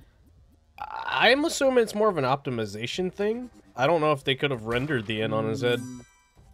Maybe, but it's just texture. Like they couldn't just have that texture. It's a texture, yeah, but like I'd imagine that like it would just still like have like some kind of issue with it. I mean, I don't know. Looking back at like the prototype of Crash Bandicoot 3, where they had like just the like a small change of having like the extra model of the scientist, the prehistoric scientist riding the dinosaur, made the game chug.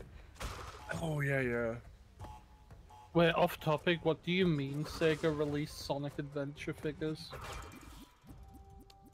Who said that? Sega have released Sonic Adventure figures. I'm putting it in the VC chat, Dave.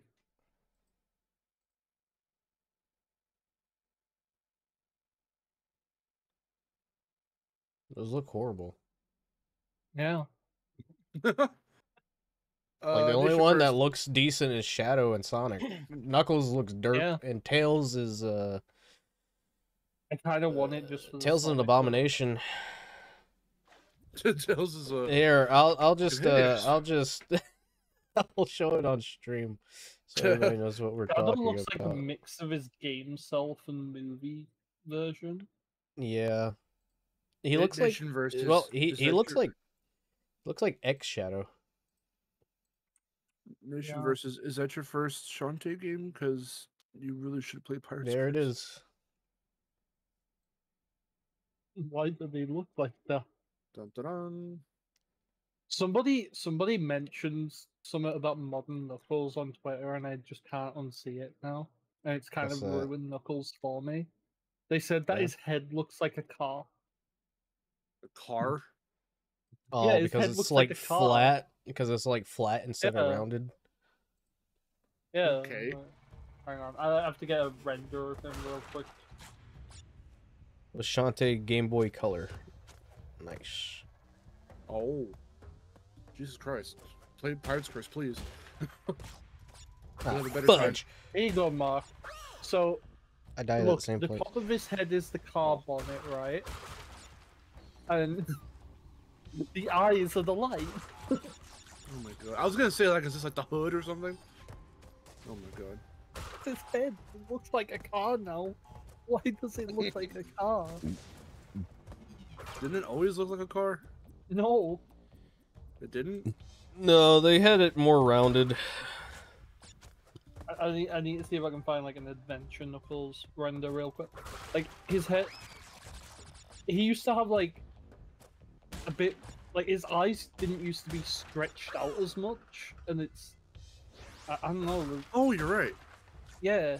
What the fuck? You always used so to seeing fucking Papu's weird icon now. and CTR wrong. What does he look like?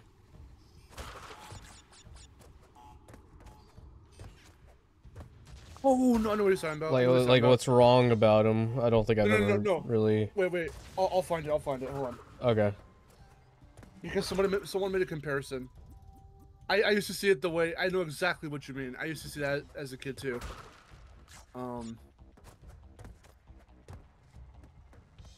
Let's see. I think that might be a good example. Is there a better example? It's the way the original icon was drawn in the original CTR. It did look a little weird because you couldn't really see his eyes because they're so up top and being obscured by the headdress. That the way that the way his it's the way his nostrils, his lips, and then his like little small baby fat chin, like the way it all is like drawn, and because it's so pixelated, it makes it look his like nose a little shadow were beady eyes, his lips were big nose, and his chin was a little smile. Yeah, it's in the chat. Oh, okay. All right. Yeah, no, I can see that. I can see that. Yeah, that's what I used to think as a kid too. Okay. Dude, it's like on the left. Yeah. So looks like Wreck-It Ralph. God, I haven't heard that name in a long time. I have not heard that name in a long time. Boss in Sonic Mania, Mark. It's the flying battery boss. Yeah, it's the flying battery boss, and it was supposed to be like Eggman in a machine upside down. People, someone like made a design. I wish I could find it right now. Oh, was it the little like Eggman daughter design or something? Yeah. Yeah, I remember that. It's really weird. I remember when someone first pointed it out, and I could never unsee it. I remember that. Yeah, yeah, I remember that. Make her canon, Sega. Really funny. I mean, stop being a pussy. Make her canon. I mean, Eggman having a daughter. I mean, I know, but still, no. He kind of technically already has an omelet now because of Sage. Has an omelet. And she's so fucking cool.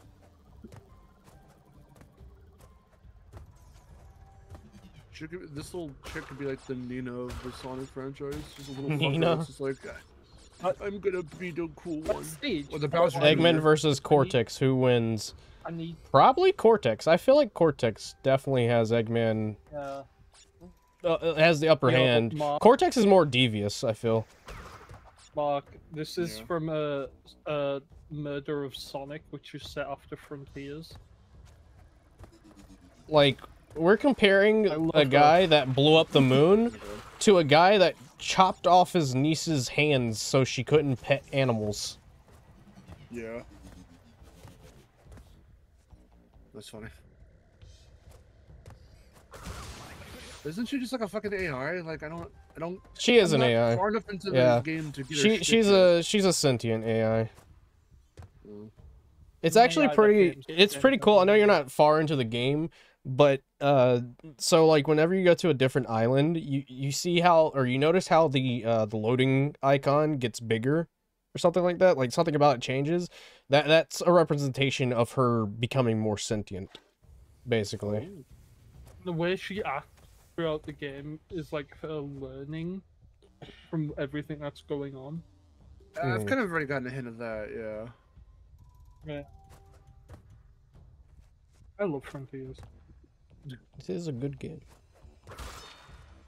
I need more. I want more. Well, we're getting more this year. Give me it now. 99. Get to 99 lives. Stop dying. Oh no, I mean, I take that as the head canon, or just the canon in general, that Cortex steals most of his stuff. Because, I mean, the Evolve Array, while he did build it, he didn't perfect it. Yeah. That was Brio's. I want to say something about that. Yeah, it's Brio's in the original run, but did Twin Sanity even attempt anywhere outside of the game? Because I know the game itself doesn't do it. To, since we have, you know, the new backstory there in that game, to reaffirm rather that it was Brio that did that original. Because okay, so I was running into this kind of problem, and I realized I just kind of kept it in because I didn't know how to like fix it. But in my Cortex video, I'm like, yeah, Cortex finished the prototype of the Evolve Array, but it never said that he built the because he narrates his own backstory in Twin Sanity, and he never. I mean, in says Crash 4, they kind of say that as Brios. Yeah, well, because they outright do in Mind Over Mutant, and do they in Crash 4? They do, I think. They do in the flashback tapes, because there's a tape, or well, there's a flashback tape where I know Cortex is out of the lab, and it's Brio doing his own experiments on Crash, and like he's complaining about Cortex, and he's like talking about how like he takes the credit for everything and everything like that. Because I was like, yeah, because I was gonna say like, did Twinsanity at the very least affirm that it was Brio? Because Brio has no real mention outside of like his fight and then being there, you know, when the Spyro cameo happens. But like, with the way Cortex words it in the flashback, I was like, so did he make it, or because he says something about like, oh, it was my like test run with the Volvo, right? My first test run or some shit. And I'm like, so in this game, is it implied you made it? The way that I view it, the way that I view it is, while I mean, and someone in the Twitch chat just said that he may have gotten the idea from Brio when they were in the academy, which is very true. I think it's possible that he just took the idea for himself, and the reason it's like shown as Kid Cortex doing experiments on it is because we're seeing it from Cortex's perspective, and he doesn't want to admit that he took it from someone. That's how I would view it. Didn't also, when he used it on like Victor and Maurice, like it sent them to another Yeah, dimension? it sent them to a different dimension, which is really odd. How the fuck do you get that wrong? And how does that happen? Yeah. And like, I mean, I don't know, because like, I don't know. I wish Twinsanity had more time to cook so they could get the story straight. I think that was meant to showcase that he was smart enough to build something like that, but he couldn't get it right. And that Brio was the mastermind that like finally got the Evolver like correct. Yeah. Yeah, which is Cortex just took all the credit. Yeah. That's how I feel it probably went down too. Yeah, no, I think the concept of it and the idea of it was founded in the Academy of Evil. It's just not until they were older where Brio perfected it. What was I gonna say? I don't know. I was gonna say something, but I forgot. Oh, the Dimensionator thing. Like, it's possible that, like, I don't know. Maybe they were trying to sell that as, like, the thing that Cortex was working on, but they said it was the Evolver Ray, wasn't it? In Twinsanity, it's the Evolver Ray. It's like the first prototype, I think. I just don't see how you get that, you know? That wrong. That it's supposed to evolve a mutated animal and it sends them to the fucking 10th dimension. I don't know. Yeah, whoa, how did I jump through that? I mean, like I said, okay. I think it's supposed to be just like that because of that's how fucking bad Cortex is at making something.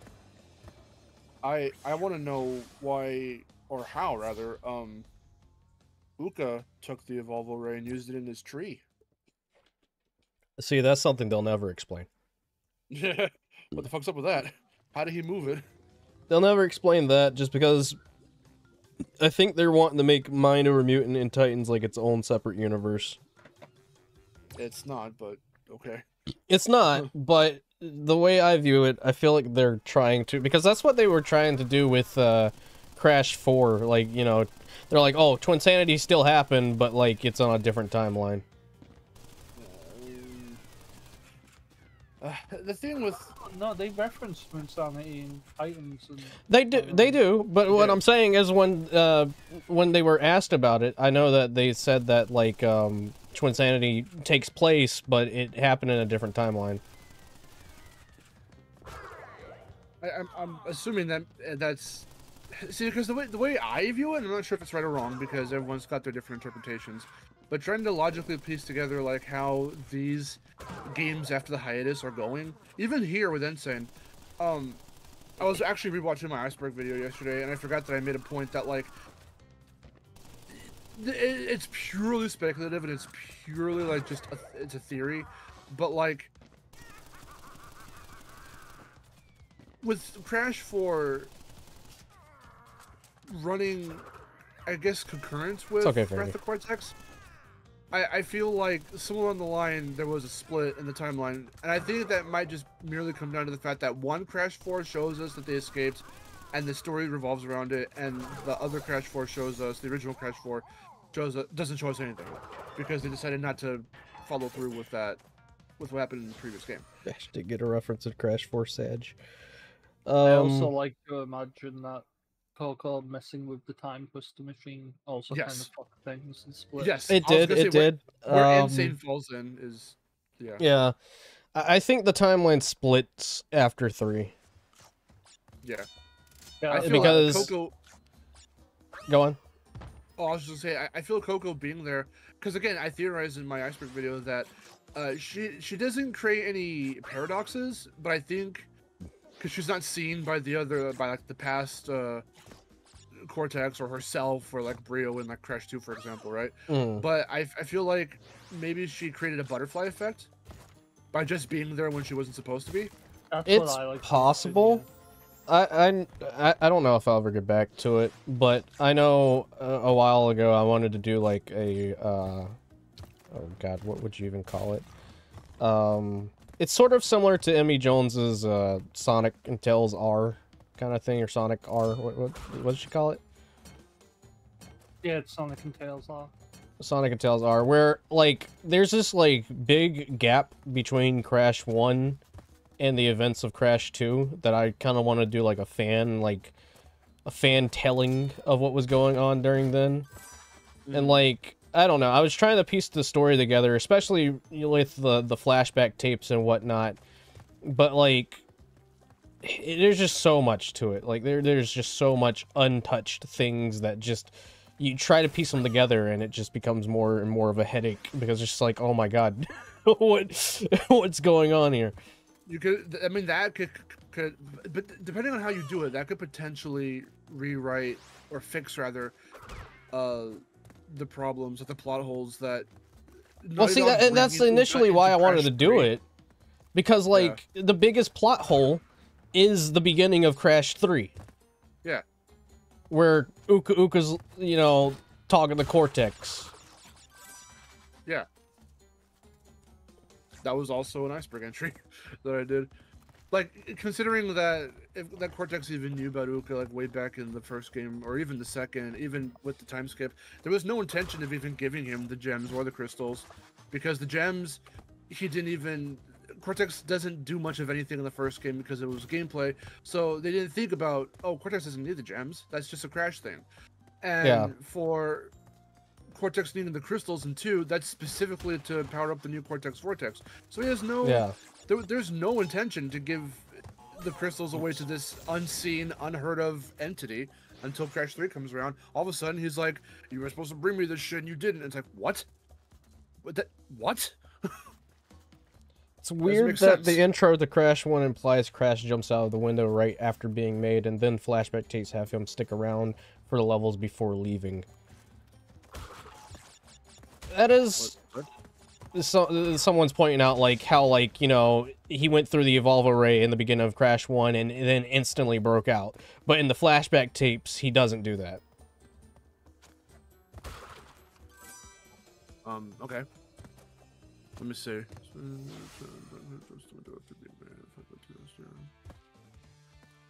But, I mean, like, it still builds up to him leaving. So, like, you know, it's just a matter of the fact that, like, he was, I don't know, being tested on, and then he went haywire. I mean, they were still doing a bunch of tests on him with the Evolve Array as the flashback tapes are going. It just wasn't until, like, I guess they put him through that final testing phase he went haywire. It was Crash 4, I do not, if it's one thing I don't like about Crash 4, it's how they end it. How they end it? Yeah. Like, specifically with showing the creation and Crash fucks up his own thing? Yeah, I don't...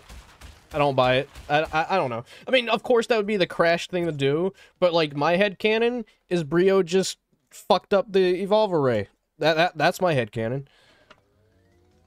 Yeah, I mean, because the Vortex is what makes him what he is. The Evolve Array Yeah. technically works.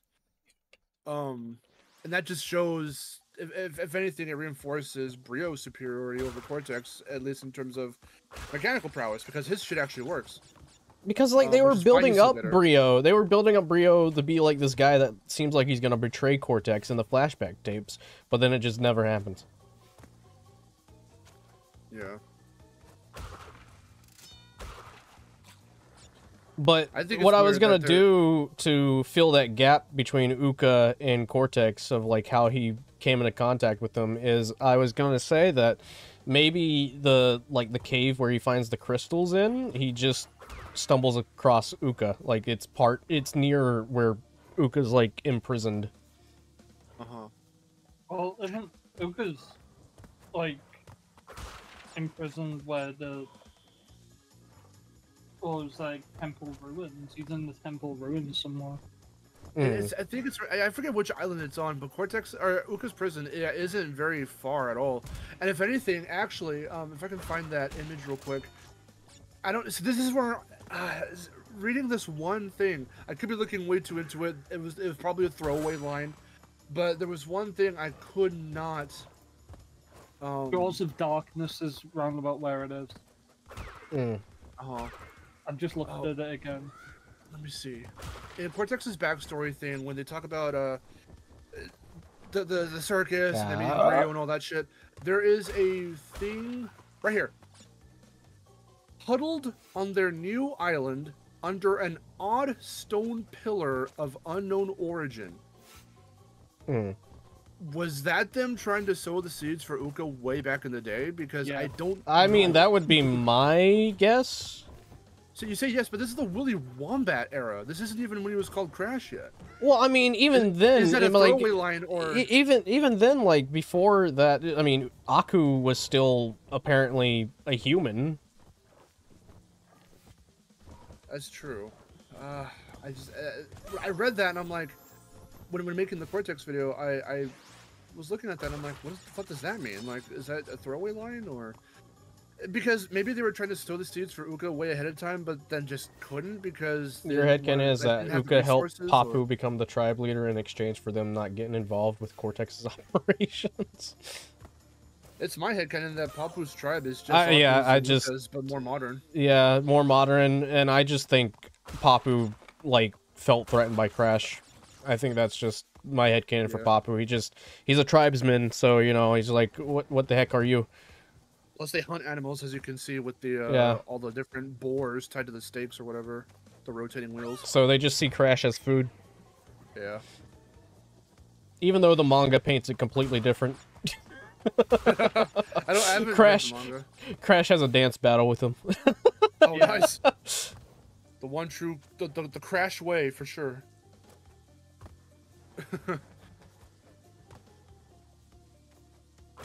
And then, like, the way they have him transition from Papu to the next area is there was a bunch of TNT crates outside of Papu's hut that blow them away. Oh, nice.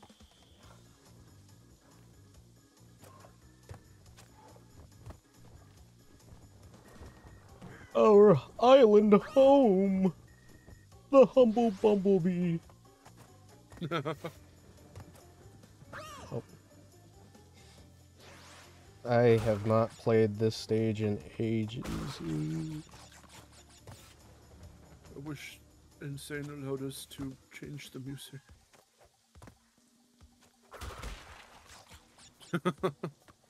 What about the music?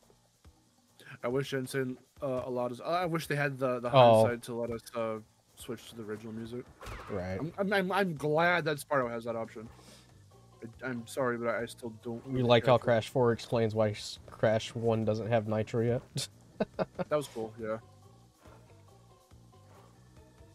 That's just for moderators. Right now, I'm not like handing out moderator role. It's just more so for people that I know. But if you stick around, you know, maybe you could become a moderator. Who knows? Yeah, that's definitely one thing I always say. Please don't ask to be one. We usually just appoint mod status to those that we know personally. I mean, I or would some love to people that give you just seem like. cool. I wish that YouTube had another feature from Twitch where it's like you can make members VIPs and such, like, and stuff like that. YouTube just doesn't have many things to give when it comes to building a live streaming community. It's just really weird. Yeah. I wish I could stream on YouTube though. Yeah. Yeah, no problem. I just don't think like I'm gonna be able to build an audience on it like I would on Twitch at the minute. Twitch is just known as the streaming platform, so that's why It is. Plus all the It benefits. just becomes a headache because like it doesn't really have an algorithm per se. Yeah. Yeah, That's you true. just can't. I mean, You have to be market fair, I know yourself a with me- lot. Yeah. Yeah, I know with me it's like a lot of the connections I have is like kind of helped me a bit. Mm. But trying to do anything on there by yourself is like an absolute pain in the ass. It is. Oh, If ooh, you want to oh, grow algorithm. a streaming career on Twitch, you have to like you have to do YouTube because you have to have a channel for like stream highlights if you plan to do that. You also have to like Yeah, be active on social media. Like if you're really taking it serious, like posting clips of streams, funny moments have on to be, streams like, every very- day, like you have to be on top of it. You have to be your own social media manager. Oh god. That's also it's- why they making enough money. You hire editors and stuff to do that for you. Speaking Yeah. of clips, doing clips and shit, like, yeah, I've had people, like, ask me to do, like, if I want to do stream clips and all that, and I've just been like, oh. But, I mean, if you guys ever find something funny from either of us, I mean, we don't mind clipping it. Just go for it. yeah, Yeah. I want more stream clips because a friend of mine has, like, a new feature for whenever there's a shout out. It plays a Twitch clip from your channel. And Oh, right okay. now, the past 3 times he has shouted me out, it's the clip of me, Mark, and Maharu, and me just going, "My balls, ratchet." 3 times in a row, my balls, ratchet has been on that show. That's a nice It's- brio thing, but I don't wanna. After a bit, you kind of want something new, you know. Yeah. Now to lose this extra life I just got. You're right there. You get it. You get it. Nope. I hesitated. God damn It did, the bird went into my blind spot, so for whatever reason, the bird just wasn't there. In my mind, the bird just, like, disappeared, and I was like, huh? Get stirred on. I didn't even know there was a blind spot there. I think if you Boom committed to booms. the jump too, you would have made it. Yeah. Two Boom's making me cry right now. Hey, Frank, how you doing? Yeah, it is Cool. very tough if you want to grow. But I want to get into it more just because, like, I don't know. I like being around friends while playing games, and I'm usually on Discord streaming games to friends anyway, and it's just like, why don't I just stream to YouTube or something like that? I'm not looking to be, like, the biggest streamer ever or anything like that. For my streams, I just want to have, like, a chill time, you know, have some hype moments here and there. I know when it comes to bigger streamers, they're more hyped up and stuff, but, like, I don't have that kind of energy to spare. I don't know. I mean, I would definitely 100% if I lived alone, just because I don't want to disturb people, but, like, you know.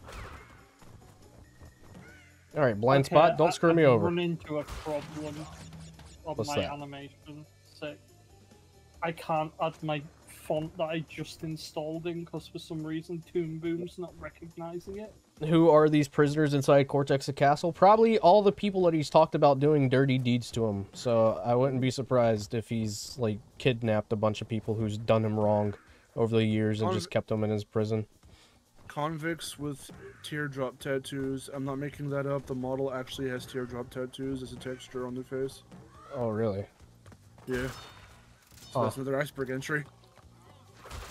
the significance of a teardrop tattoo is probably one of the darkest things that could have added to a Crash game because of what it So represents. technically, Cortex's Island is just Arkham Asylum. Okay. Sure. Yeah. Why is Crash this Bandicoot going is on? canon to the Batman universe. Depending on how I think it's tattooed on, a teardrop tattoo can be more sorrowful, have a more sorrowful meaning. But Yeah. most associations with it revolve around like murder and shit. Yeah. That's why I'm like, why is that in a Crash game? Why? Why not? Got me there.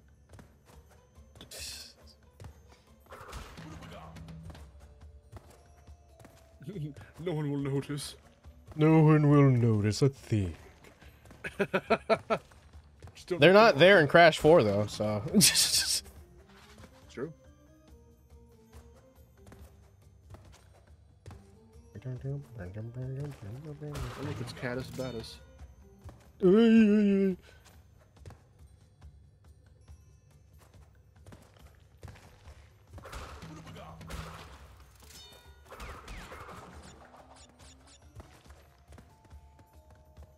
What's that? Hold Frankie? up, guys. I'm going to just quickly dip out. I'll be back again. Real quick. I just need to restart my computer.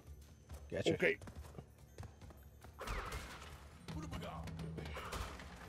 I like how Aku has this power here, and then never again. And then never again. He's just, you know, call me once and I will light you the way. Call me thrice and I will never do it again. This would be a cool idea for a more like a Twin Sanity-esque Crash game. Something a little more open. Do It what? reminds me of the concept. It reminds me of like dark areas, like in Banjo. Oh or yeah, Jack or yeah. something. Was that a blind spot too? Probably.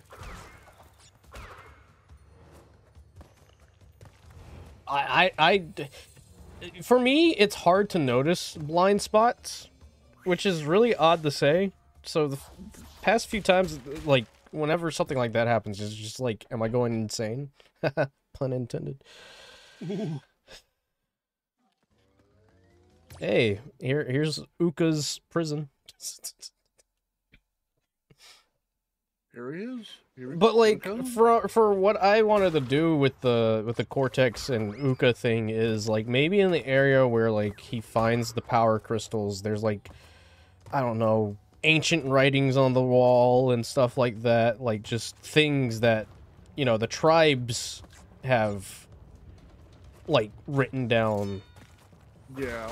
I do think Papu is definitely a relative of the original tribe that Aku and Uka come from. If they were to go more story-driven, I want them to explore more of Aku and Uka's history. Yes, please. My God, that was one of the biggest points of the fan film I wanted to do. I still have the scripts and everything. That was the minute I got that idea. I predicated it around the basis of like we've never gotten anything remotely related to Aku and Uka's story besides a couple little mentions. Yeah, you know, the most important one is our ancestors prevent us from fighting. Fights? Yeah. And then fights anyway, yeah. It's like, okay, well, apparently your ancestors did not prevent you from doing that. I think that's just more so, like, you know, if we were to fight, then reality itself would probably crumble. That's true. I mean, they fought in Crash 3. They did, but also, I just think that, like, if it's more so like a, oh, what did Nightbot get you for this time? It's more so like, have you watched Dragon Ball? Yeah. Have you watched Super? No. No? Okay, well, to put it in terms, have you seen anything from Super, or do you care about Super? Do you mind if I spoil anything? That's fine. I'm acutely aware of it because Miharu loves it, but I haven't. Gotcha. We haven't gotten there Well, yet. there's a there's a character known as Beerus the Destroyer, and he's basically a god. and him and Goku fight in Goku's God Saiyan form. And their fights are so, like, the fight gets so intense to the point where reality itself is, like, tearing itself apart. So I think in terms of Crash Bandicoot, if Aku and Uka were to go full out with their strength, then we would have something similar to where reality is basically being torn apart. That does make sense, especially knowing now what Uka can do. Yeah. That makes sense. I don't think it's like internally meant to be, oh, we can't fight ever. It's just if they were to go into a full-out battle, it would definitely have some repercussions. Mm-hmm. Ah, the checkpoint was right there. Yeah, in the fan film, we were gonna explore. We were gonna show what leads up to that big battle that leads to Aku imprisoning Uka. I wanted to actually show that. So we had our own interpretation of what that was going to be. We were going to see some of the ancients, the reason why the crystals are around. Instead of 25, we narrowed it down to 5 because, you know, per warp room you have to get 5 crystals. So I figured that'd be a little easier. Won't allow it. Here, I'm gonna fix Nightbot real quick. Oh my god! That. Hey, welcome back. Did it do the thing? Is it good now? No. No, fuck. It's just not showing up on Toon Boom, and then someone's like, "Oh yeah, make it show you're clicking install for all users," and I'm like, "There's not an option for that." Oh no. Let me here. I'll just disable that because that's fine. It's really annoying because like having the words come up is like what I need to do. All right. I'm leffing to death. Nightbot should be updated to where it won't flag you for those things. And if it does, then that's Nightbot's issue. Beerus reminds you of Catbat. Is it because he's a cat?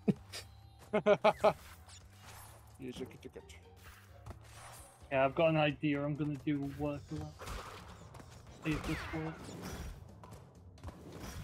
Yeah, Beerus is like one of Miharu's like favorite characters. He's become one of my favorites. Whis is mine. I do like Whis. Whis is really not. I love Whis. I love his name.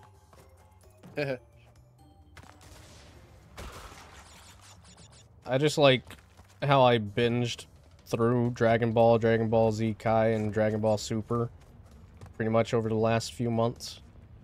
And the show became more about fighting, but more so food.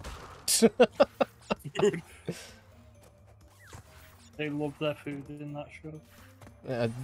I mean, rightfully so, you know? Miharu and I are closing in on getting halfway through One Piece. Congrats, because I mean, I'm gonna be honest, it's probably a series I'm never gonna watch. I don't, like, man, I've heard so many people trying to watch it and just falling off just because of all the filler and stuff. Oh no, well, don't watch the filler. There's not that much filler, actually. What? There's so much filler? Like, there's not that much at all. I've just heard that there's a lot of filler. Whatever filler there is, Perspective. we've pretty much skipped right over, and it's not needed for anything. So most of the series is. Y'all. Hold on, sorry. Would you and the others from the gaming and review group like to help you get your channel success and safe? Looking at the way my channel's performing right now, I don't know if I'm the right person to ask. What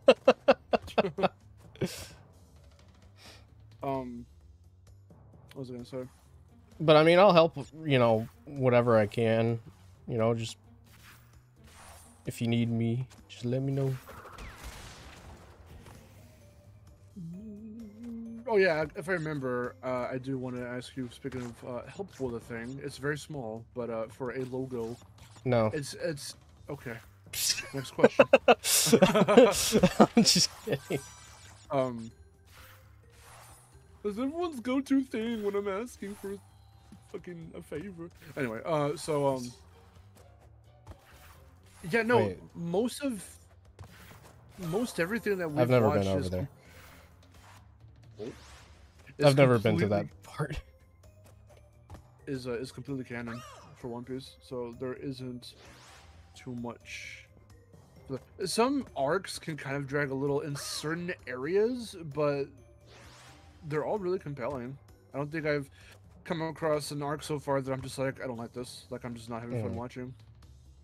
But they're all really, I don't know. I've always been iffy when it comes to anime, just because I've never really personally enjoyed watching an anime. Dragon Ball, I just picked up and was like, okay, I see. Why do I keep dying there? I'm like that. Are you using the D-pad or are you using the analog stick? Using D-pad. Okay. Yeah, I look at Goku and I go, yo! Yo, it's me, Goku, and I'm from Earth. Anti-Goku be like, goodbye! I'm not Goku. Opposite day Goku. Hello. No, goodbye. My name is Ugok.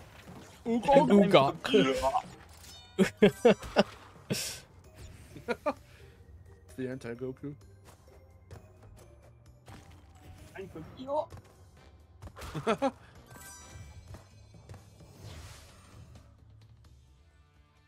Oh, I like that, picture of Sage in Metal Sonic. Wasn't that for, like, Father's Day or something? No, that's from Murder of Sonic the Hedgehog. Oh, was it? Yeah. I thought they posted that on Father's Day or something.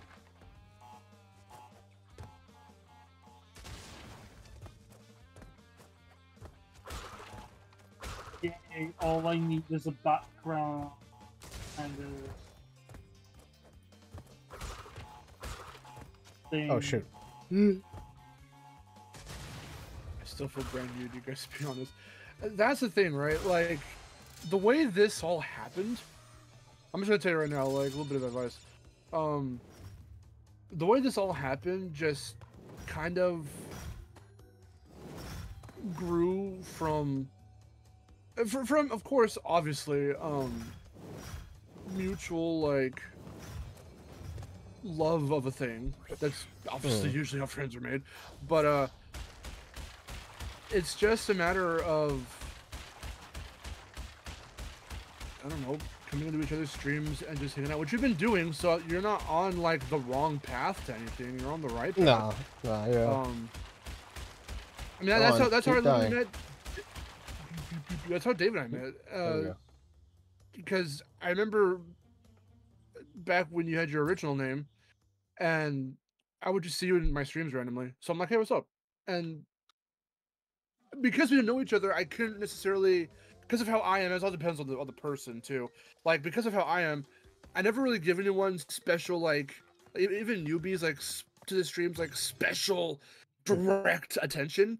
I don't know you, right? So, like, it just, as long as you're in the streams and we're talking and you're contributing to the conversation and you're just super cool, then cool. And that's things form out.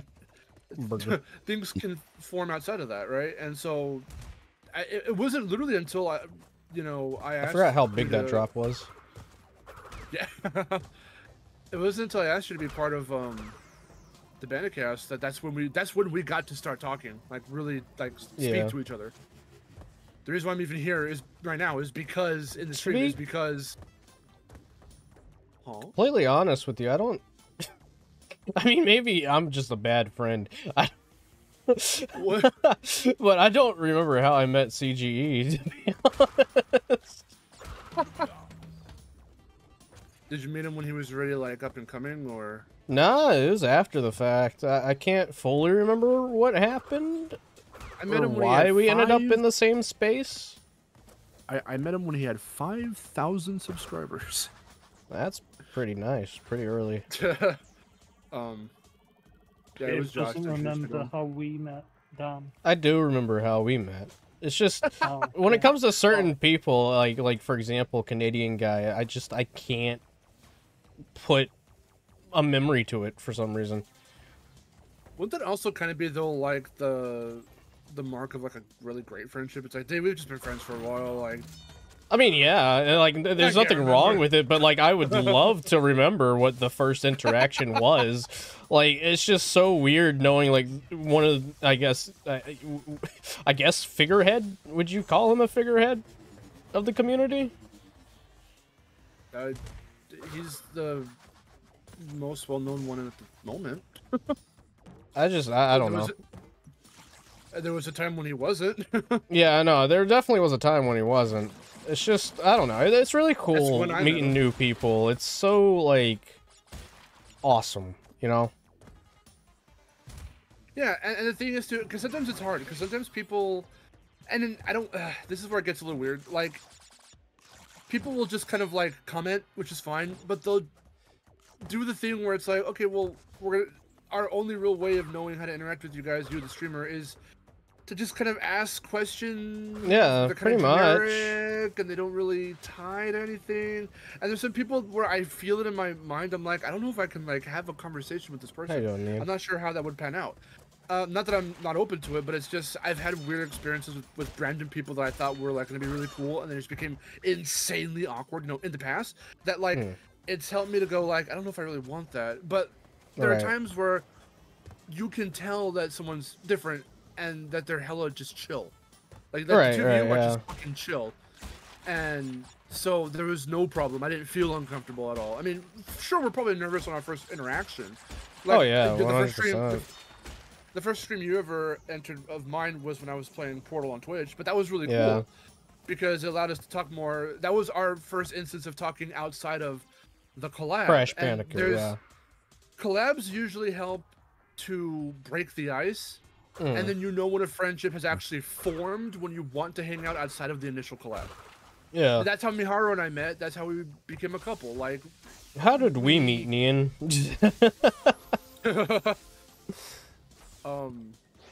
It was just because we collabed first, Miharu and I, and then we ended up just watching stuff.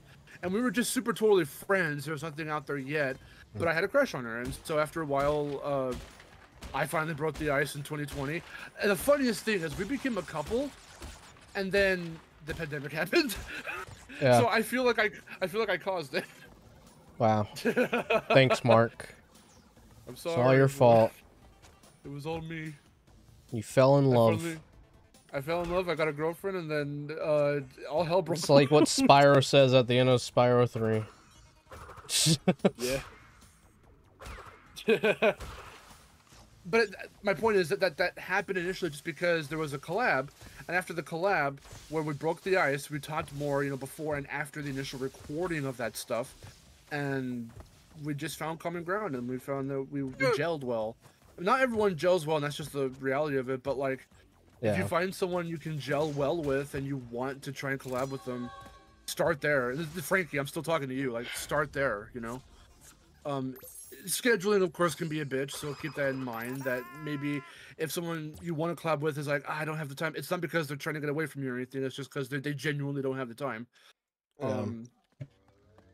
Just keep an open, you know, mind out for that, and just, you know, stay positive. That's how, like, Velizio too. Velizio was a dude that just entered a Spyro stream I did one day in 2017, and then all of a sudden now he's in like our Rumble streams, and he made one of the funniest shorts I've put out there just because of this conversation that he started. It was really funny. And I didn't ever guarantee that was going to happen. I never set out for that to happen. It just did naturally. So, I mean, yeah, you are brand new right now, but, like, the more you come in, the more you hang out, the more you want to collab or just hang out again, like I said, like in streams and stuff. Just see if it evolves anywhere naturally. You find others too, like maybe not just us specifically, but like maybe also just try to find other people in the comments who may also be like doing YouTube things, or just who also love, you know, whatever we're playing or the franchises that you like, and just, you know, talk to them. Put them in the BC chat and then... Do it! I dare you!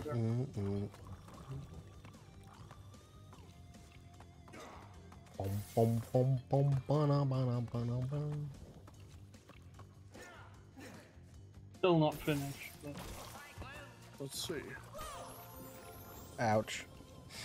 Oh, it's not playing. Shit. Oh, the mission don't play. I just hear music.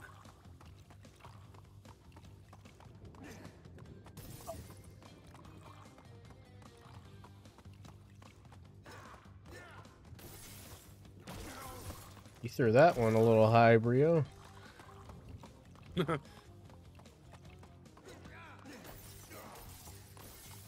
I love the evolution that they do for this boss fight in 4. Oh yeah. Oh fuck! Why are those so high? That's weird. Come on, Brio, throw them! Throw the flasks! I double dog dare you. Dumb. Dumb. Dumb dumb. Alright. Here you go, Mark. Yeah. Yes. Oh yes. Oh yeah. Oh, I was a little bit ripped. Yay. It Kind works. of disappointed in Crash 4 just because of the rehash of this fight, nice. but it makes sense with Brio's character. Brio was supposed to have more than just that phase, I believe. Oh, was he? Yeah, apparently in the game files, there were like that, like, I guess, pterodactyl thing he turns into was supposed to be a part of his fight. Ah. Like, there's like apparently code for it where he would have like swooped down and charged that Crash or something like that. That's cool.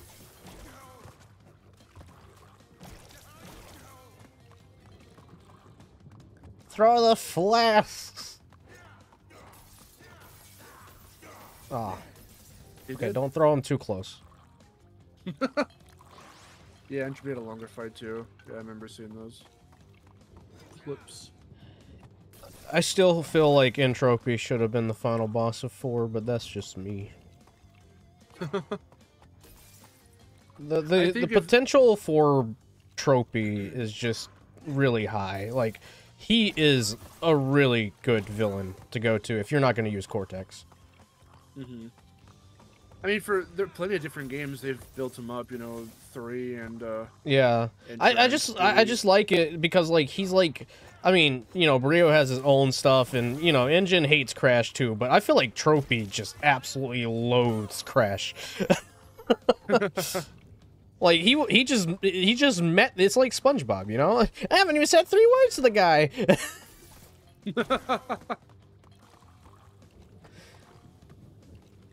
Entropy is flats the flounder, the Crash Bandicoot. the funny thing, yeah, is how straight he's played, in the sense that like he's goofy sometimes, but Tropy is actually played more straight than any other villains. He's not too goofy. Yeah, no, he doesn't play around. Yeah.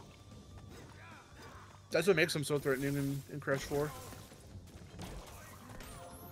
It just honestly makes me hope that, you know, with 5 that they make him the main villain again. That would be cool. Or at Not least even give when him it's gonna be another at the point. chance. Yeah.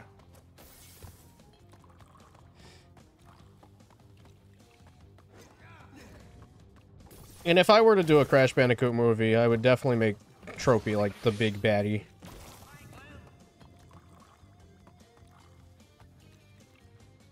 Yeah, a Crash movie, that's gonna be...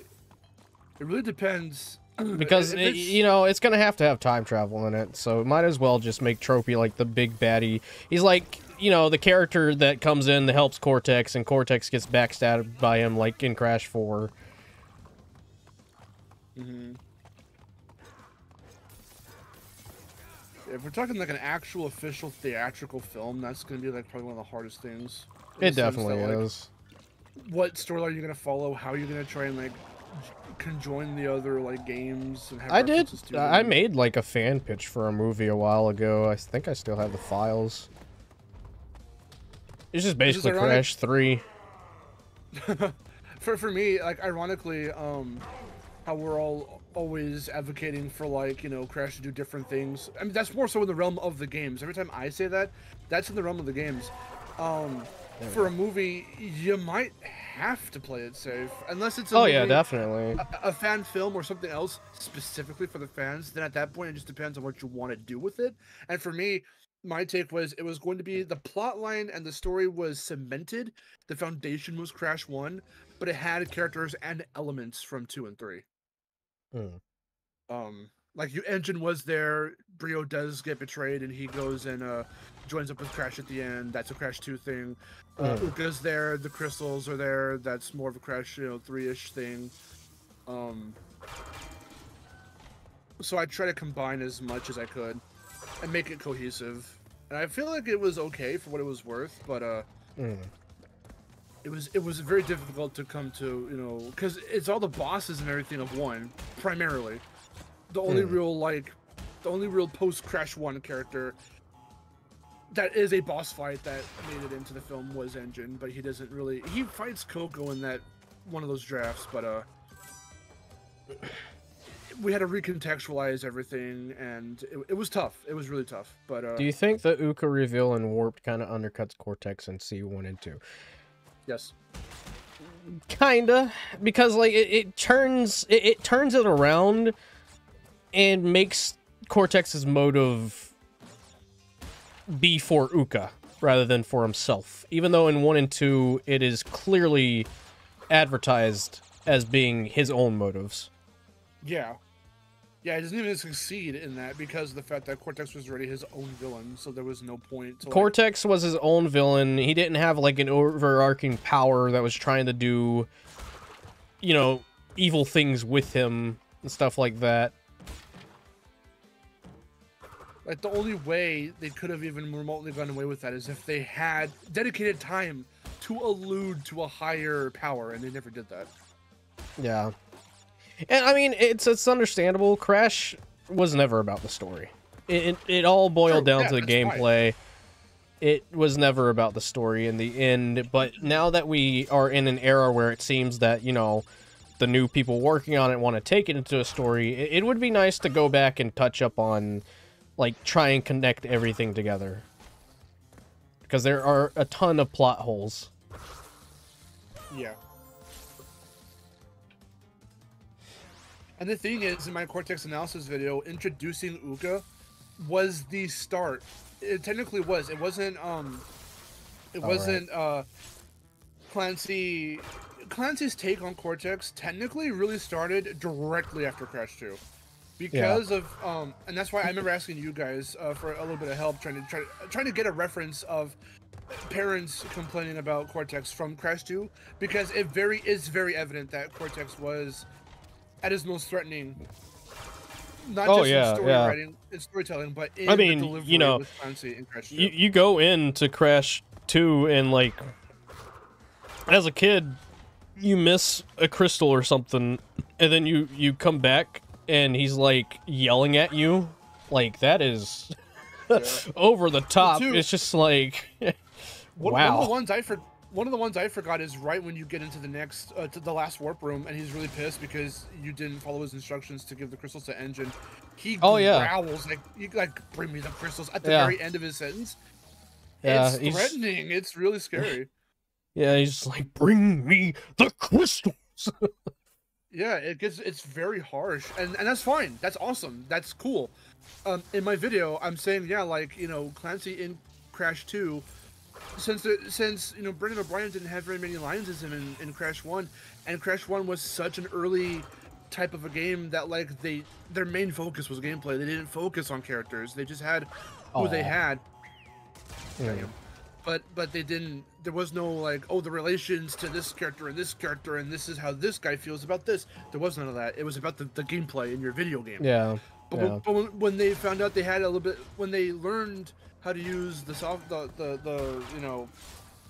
tech more for their sequel, that's when they were able to give a bit more of a story, and then there was more of that relations there, because Coco was helping you, and Brio was trying to help you, and then Cortex was trying to trick you, and so getting Clancy for that worked very, very well because Clancy is just so good at being that threatening, playing the threatening villain. And I guess they banked on that for 3 because when they introduced Uka Uka, they said, okay, well now he is a threatening one, and we can't have 2 threatening characters, villains. So they kind of, I wouldn't say diminished, but they changed Cortex's dynamic and portrayal, really, for that matter. So what's the first thing you see of Cortex after, in Crash 2, after he finds the crystals? He's already plotting, he already has an engine, and he's really cunning and calculative. What's the first thing you see in Crash 3 of Cortex? He's on his knees groveling, and he's a little more silly. He's a little sillier. So that change was already happening. But then by the time of, outside of Naughty Dog, you had, Wrath of Cortex and Nitro Kart, which apparently Universal didn't talk too well to the voice actors about those projects because Clancy wasn't aware he even had to portray Cortex, reprise Cortex again. Yeah. It said a lot, and at that point, I think it just kind of.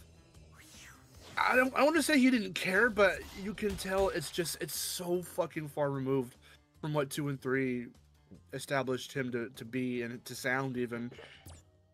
Find it interesting that in Warped, Uka only talks to Crash while Cortex is wearing him. Well, that's just more so just showing that, Uka has power over Cortex in that moment. Assert his dominance. Yeah. Hardest level. Yep. Oh, nice, no deaths. Oh, man. Jeez. Oh, hold on, actually. Let's go back to the hardest level real quick. Let's go back to the hardest level real quick.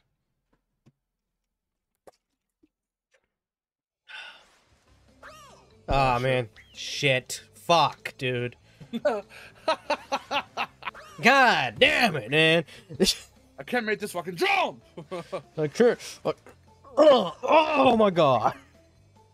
Okay. Alright, Cuphead.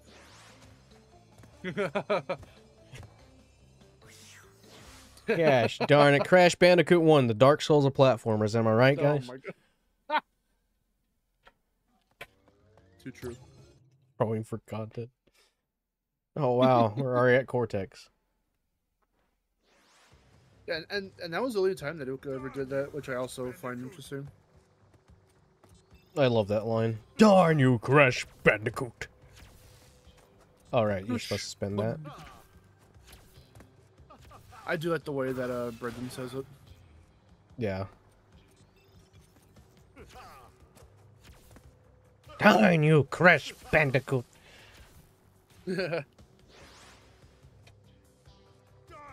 I genuinely wonder. I never asked it in the video, in the Cortex video, but I genuinely wonder how Cortex's entire Clancy era, at the very least, portrayal would have been if Brendan stayed on as the voice. I have seen the Alex Jones fan animation for Cortex. It is brilliant.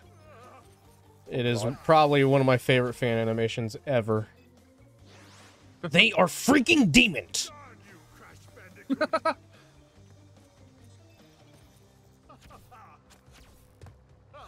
The collision hitboxes on these projectiles are very sweet. Oh yeah. Oh yeah. Literally did not touch you. Not at all. Is the fact it that me? Insane... Okay, Yeah. there we go. Oh. No. I was like, I was trying to see if I could move more on the blimp, and yeah, you can. It's just more obvious in the PS1 version. Yeah, I think you can like jump off actually. Yeah, you can actually jump off. Oh my god, why? My crash skills are not here. I'm just thinking about how Cortex is riding his hover bike backwards. Well, Crash Bandicoot feels like on the line. Crash Bandit. Crash Bandicoot feels like I'm wearing. There goes that hitbox that we love. That hitbox that I hate.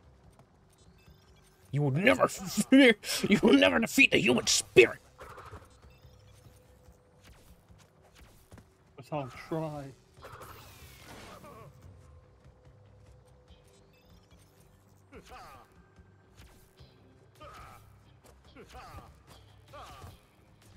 I like seeing Cortex's castle on fire. I don't know. It's just hilarious. It pleases me. It pleases me. I just think of, like, you know, what is it? Hog rides music in the background and Crash going around the castle, going around destroying things. And then Cortex going, no, don't touch that. I think Cortex lost his edge because Crash literally spun it out of him. Cortex can't be evil because he just knows that Crash is gonna come and ruin the day. He doesn't care. Oh, I forgot. I mean, by Crash 4, definitely true. Is this all we do? Over and over? Forever? The base move is to make Cortex a hero at the end of the day. I'm surprised so many people want to see an anti-hero Cortex. I mean, at that point, like, you know, when you have something like what Tropy does in 4, you might as well. Yeah. And the evil twins, you know, it's not out of the norm for Cortex to become an anti-hero.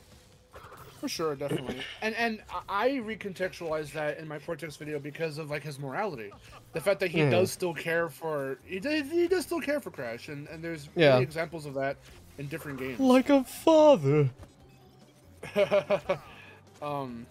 So it's definitely not out of the realm of possibility. The only and for it to stay that way, but the thing is, the only one reason why I would probably be slightly against it being the norm is just because that is their dynamic. Oh yeah. But at the same time, it's also like, well, how do you keep that going? I mean, without it getting too stale or without it, you know, losing its flavor. Oh, you're talking about Cortex Chaos? I would love Cortex Chaos to become a thing. Dude, if we win this on 69 lives, that'd be so pog. Do it. I am determined now. I was gonna say though earlier, I just remembered I was gonna say, yeah, no, these fights in Insane, this fight in particular, having like the weird hitboxes on these projectiles, combined with the fact that just in general, Insane Crash 1 doesn't give you double Aku at the start of every boss like the original does, makes this fight actually kind of harder. It definitely does, yeah.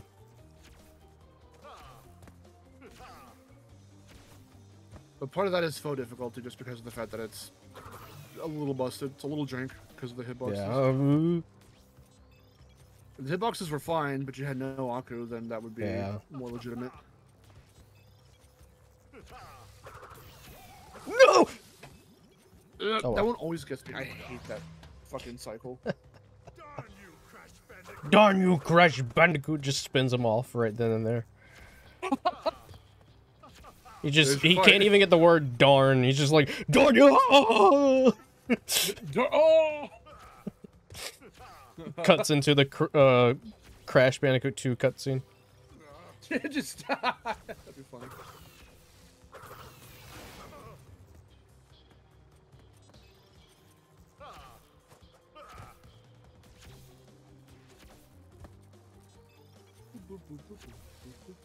This is a really good theme song, though. I love Cortex's theme. Yes. It suits him. It does. Did they remix the Japanese version for the Insane Trilogy release, or did they just use the same one?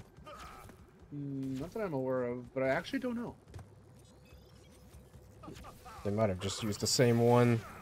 I know they didn't do a lot of localization changes.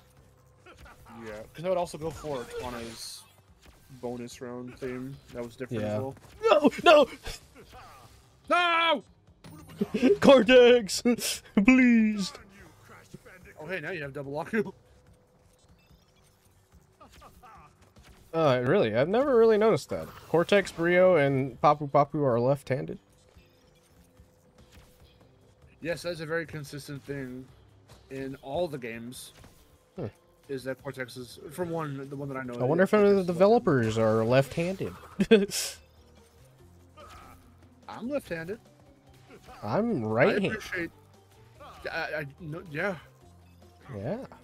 It takes for someone to say I'm left-handed for you to realize you're left-handed. Otherwise, I just assume everyone's right-handed. I love And some people can just use both somehow. Ambidextrous. A lefty It's a word. Look it representation. up. Yeah, ambidextrous. I don't think I know anyone who's ambidextrous. That'd be cool. I've met like maybe 3 people in my lifetime that are.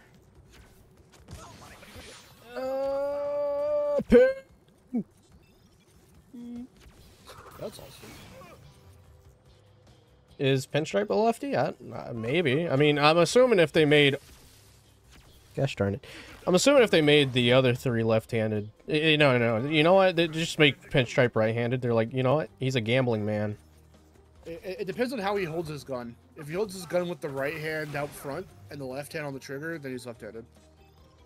I'm sure there's an image of him holding his gun in one hand somewhere out there. There is. It's on Crash Team Racing.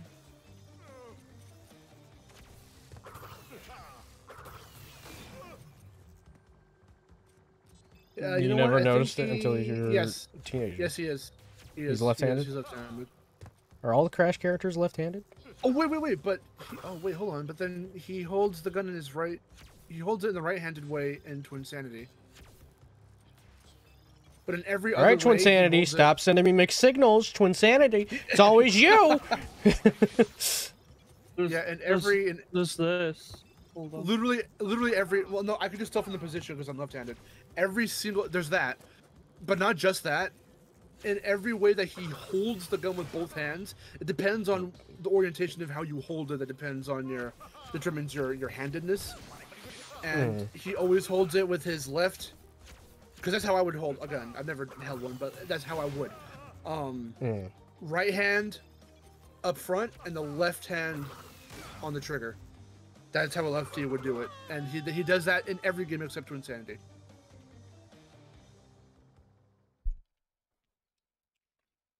So yes, Pinstripe is a lefty.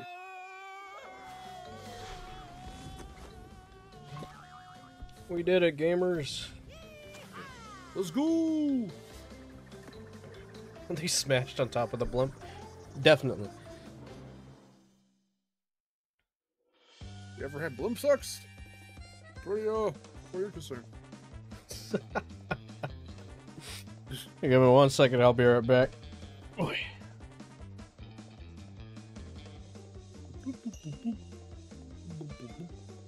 Vicarious Visions Alchemy. Jesus.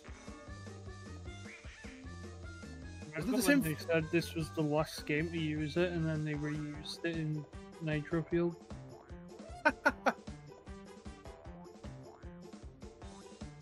Did they have to? Did Binox have to do that because of all the assets? Well, I don't know if they had to or not, but they used it for Nitro Field. Design. Wait, where's my boy? Where's my boy? Where is he? Give me Twan! Art, here we go! Wait, it'd be animation, I think. Where's Twan? Oh! Where is he? Where the fuck is Twan? I don't know. What? I didn't see him there. Cringe, dude. They probably had to use alchemy for the assets, I would imagine. Yeah, that's what I was saying. Oh, cinematics. Wait, I think he was a cinematics animator. There he is, Twan. Let's go. Nice.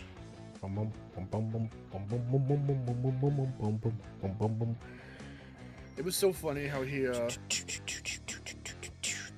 told us that he worked on the game because he couldn't say it like outright initially, and he would just be part of our streams. He was part of my streams, I remember, and I thought he was just a dude, like a fan or whatever. It wasn't until we were in one of Jeremiah's streams that he was like, "Oh no, because he goes, thanks for playing my game," and we were like, "What?" And then he was like, "Yeah, I worked on this," and we're like, "What?" That's we a were having bit hard time believing excessive, him. but pretty cool. No, not what you're saying. Hold on. we were having a hard time believing him, and then he was like, "I've got proof," and then he showed us the I can't say what he showed us, but he showed us the thing, and I was like, "Oh shit, that's real. That's legit." Oh, nail art. That's You want? that's cool, but stupid. No, no. Do you want a TNT crate as a nail design? I guess. Did you see the logo? It's just pretty excessive. Look how long it is. Oh my god. Just the logo. It's like super long. Duh. Apparently, I was about to say Microsoft based, but not really.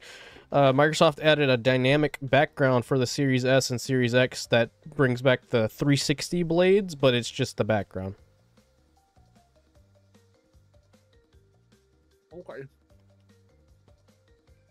Like, it doesn't change the menu or anything, it just is in the background.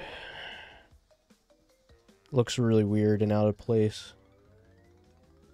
Very strange and unusual, as some would say. Remember when we didn't suck? What? Remember when we, didn't suck?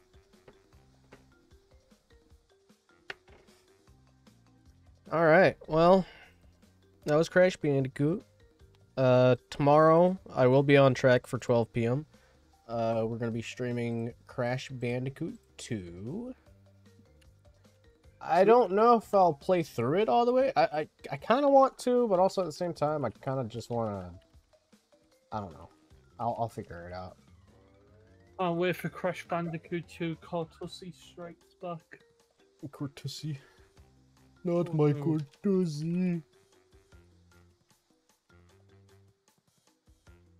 Let me just do a little searching real quick. Thanks for the follow. Where's OBS? Thanks for the follow. I don't know why it made your name all jumble mumboed like that, but that did happen. So unfortunately we did not get 50 followers. I am now, well, I don't know why it's not registering that as someone that got followed. That's really weird. Okay, 45. I'm 5 away now, so maybe Storm is sent for another day. We'll see. We'll see. So yeah, thanks to Fez and Mark for being here. No problem. And thank you for watching. It's over on the Twitch, but if you want to, I do have a Discord server that I'm trying to start back up. So community Discord server right there if you want to join in on that. And yeah, I'll catch you guys tomorrow at 12 p.m. Not tomorrow, Thursday. Thursday's the next day I'm streaming. Because I have it spaced out Tuesday, Thursdays, and Saturdays. So 12 p.m. Eastern Standard Time. And that'll do it. Any last remarks from you guys? Please watch the Cortex analysis video on youtube.com/destinationmark. Yeah, you guys go do that. It's a nice Follow me on Twitch and Twitter, Fez Penguin, if you want. Fez Penguin. Their socials are in the description under friends in stream. So go check them out. Pretty fun. Also, we're streaming Hi-Fi Rush on Twitch and Star Fox Adventures on YouTube, if y'all are interested. Also, under Destination Mark on the Twitch. Yeah. Alright. Have a good one. We'll catch you guys later.